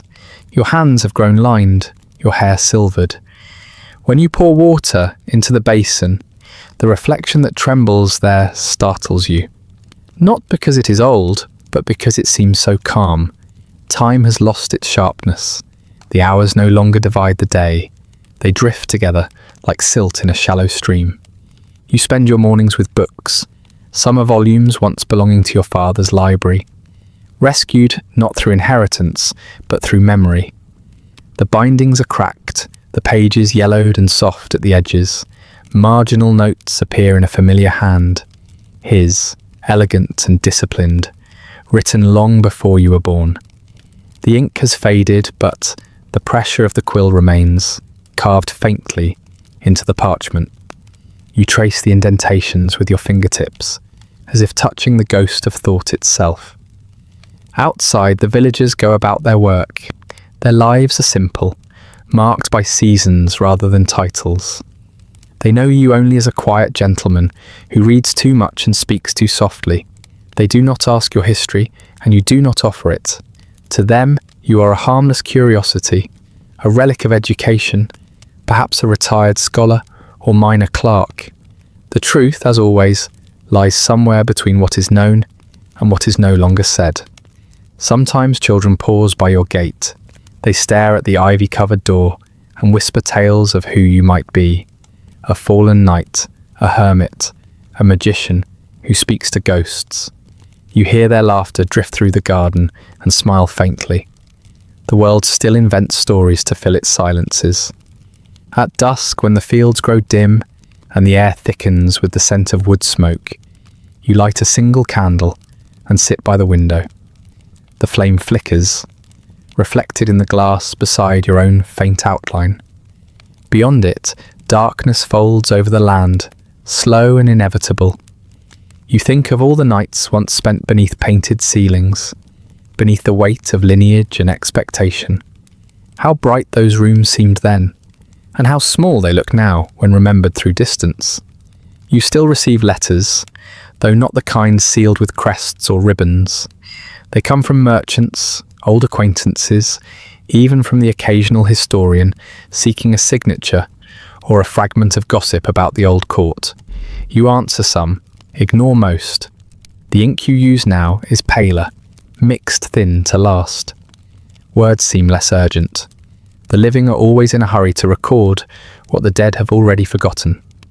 In the village churchyard, there is a small stone that bears no name. You placed it there yourself, years ago, beside a yew tree, older than any throne. It marks nothing and no one, a gesture perhaps to the idea of remembrance itself. When you stand beside it, listening to the wind slide through the branches, you think of your father, not as king, not as lord, but as a man who once stood at the edge of power and found even that too small to contain the hungers of time. You understand him now in a way you could not before. The choices he made were not cruel, only human, shaped by circumstance, by the unrelenting gravity of names. You inherited none of his lands, none of his titles, and yet his shadow still moves quietly through your days. Not as guilt, but as residue, a kind of ancestral dust, invisible until the light catches it. There are moments when you hear news from the capital, a new reign beginning, a war declared, a treaty broken. The names change, but the cadence remains. Power shifting hands, the crown gleaming anew, history reciting itself in slightly altered tones. You listen sometimes to travelling peddlers recounting the gossip of the court. You nod politely, never revealing that once you could have recognised the voices behind those tales. They say the king, the one who succeeded your father, has grown frail. His sons quarrel over inheritance. His advisors plot in whispered corridors. The pattern repeats, as it always does, like a wheel that cannot stop turning. The irony no longer stings, it simply exists, inevitable and circular. You close your shutters at night and think of how empires decay the same way people do, not in collapse, but in the slow surrender of memory. You have become part of that quiet decay, a living footnote between centuries. When it rains, you sit by the hearth and listen to the roof creak beneath the weight of water. The sound is oddly comforting. The house feels alive, like an old companion breathing beside you. The warmth from the fire reaches only halfway across the room, leaving the corners in soft shadow. You imagine the past lingering there, not as ghosts, but as impressions in the air. A distant laugh, a cough, the rustle of silk, all of it faint, almost tender. Sometimes you dream of the palace. The corridors gleam with candlelight. The great hall hums with the murmur of unseen voices. You walk through it, unseen yourself, your footsteps soundless against the marble. When you reach the throne, it is empty. Only the outline of a crown remains in the dust, perfectly circular, perfectly still.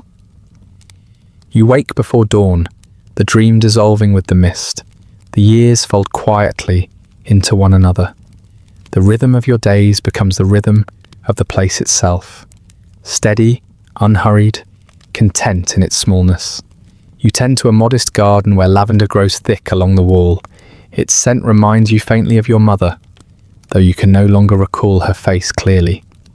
Time has worn even that memory smooth, like a stone carried too long in the hand. You keep her locket in a drawer, beside a single page of your father's handwriting. The ink has bled through, the words half lost to the paper's decay, but one phrase remains legible. We are all the sum of our silences. You trace the letters and think how true it is, how the things left unspoken outlive the things proclaimed. There are evenings when you walk beyond the village, following the narrow path that leads to the hills. From there, you can see the faint glow of the capital on clear nights. Distant, hazy, unreal. It shimmers like a memory pretending to be light. The sight fills you not with longing, but with a kind of tranquil resignation. That world belongs to another time, another name. As the years pass, you begin to understand that this too is inheritance. Not gold, not power, but perspective. The quiet knowledge of what endures when crowns tarnish and bloodlines blur into history. The understanding that legacy is less about remembrance and more about endurance. The small, stubborn act of continuing to exist after the story has supposedly ended. You have no heirs. The books will outlive you. The house perhaps for a while longer. The villagers will one day forget your face. Someone will move into this place, repaint the walls, clear the garden, and wonder idly who lived here before. But somewhere, in the quiet architecture of history, your presence will remain. Faint, unrecorded, yet persistent as dust caught in sunlight. On your final evening, you sit once more by the window. The candle burns low. Outside, the fields shimmer beneath a pale moon. The air smells of rain and lavender, and something older. A scent you cannot name. You think of the long road that brought you here, not as exile, but as arrival. The world has moved on, as it always does, but the quiet remains. The inheritance no law could grant. Stillness, comprehension, peace. The floorboards creak softly beneath your chair. The same sound that has followed you for years. A small living reminder that nothing in this world truly ends. It only fades and then lingers, quietly, like royal blood that never dries. You close your eyes. The candle gutters once, then steadies. Somewhere far off, the bells of the capital toll the hour, a sound too distant to disturb your sleep. And so the line ends not with a cry, but with a sigh, the kind that belongs only to those who have finally learned to live within history rather than beneath it. The fire in the hearth has dwindled to faint embers, their glow barely brushing the carved edges of the old manor walls. The air is still now, heavy with the scent of parchment, wax, and rain-soaked stone.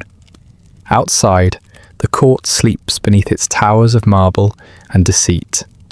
Somewhere, in that quiet, your name, the one history refused to write, fades into the hush of time. No statues, no portraits, no heraldic crest, only the echo of a life lived between shadow and crown. And yet, not lost, for in every forgotten soul who ever longed to belong, in every quiet dreamer who learned to stand in borrowed light, a trace of your story lingers still. The lineage of longing, the bloodline of resilience, both endure, silent but unbroken. The candles burn low, the hall grows dim, and the murmurs of the past slip into the rhythm of sleep. The story of royal bastards, like all histories, does not truly end. It merely softens, becoming memory, then whisper, then rest. And that brings us to the end of tonight's story. Feel free to like, subscribe, or leave a comment with another forgotten corner of history you'd like explored next. If you'd like early access to more of these quiet descents into forgotten history, ad-free audio of the episodes, or just want to support the show, there's a link to the Patreon in the description. If you're listening on a podcast app, a rating or review helps more people find their way to these stories. And special thanks to the supporters who make this show possible, including our chroniclers, Andrew S. and Rich Davis. Sleep well.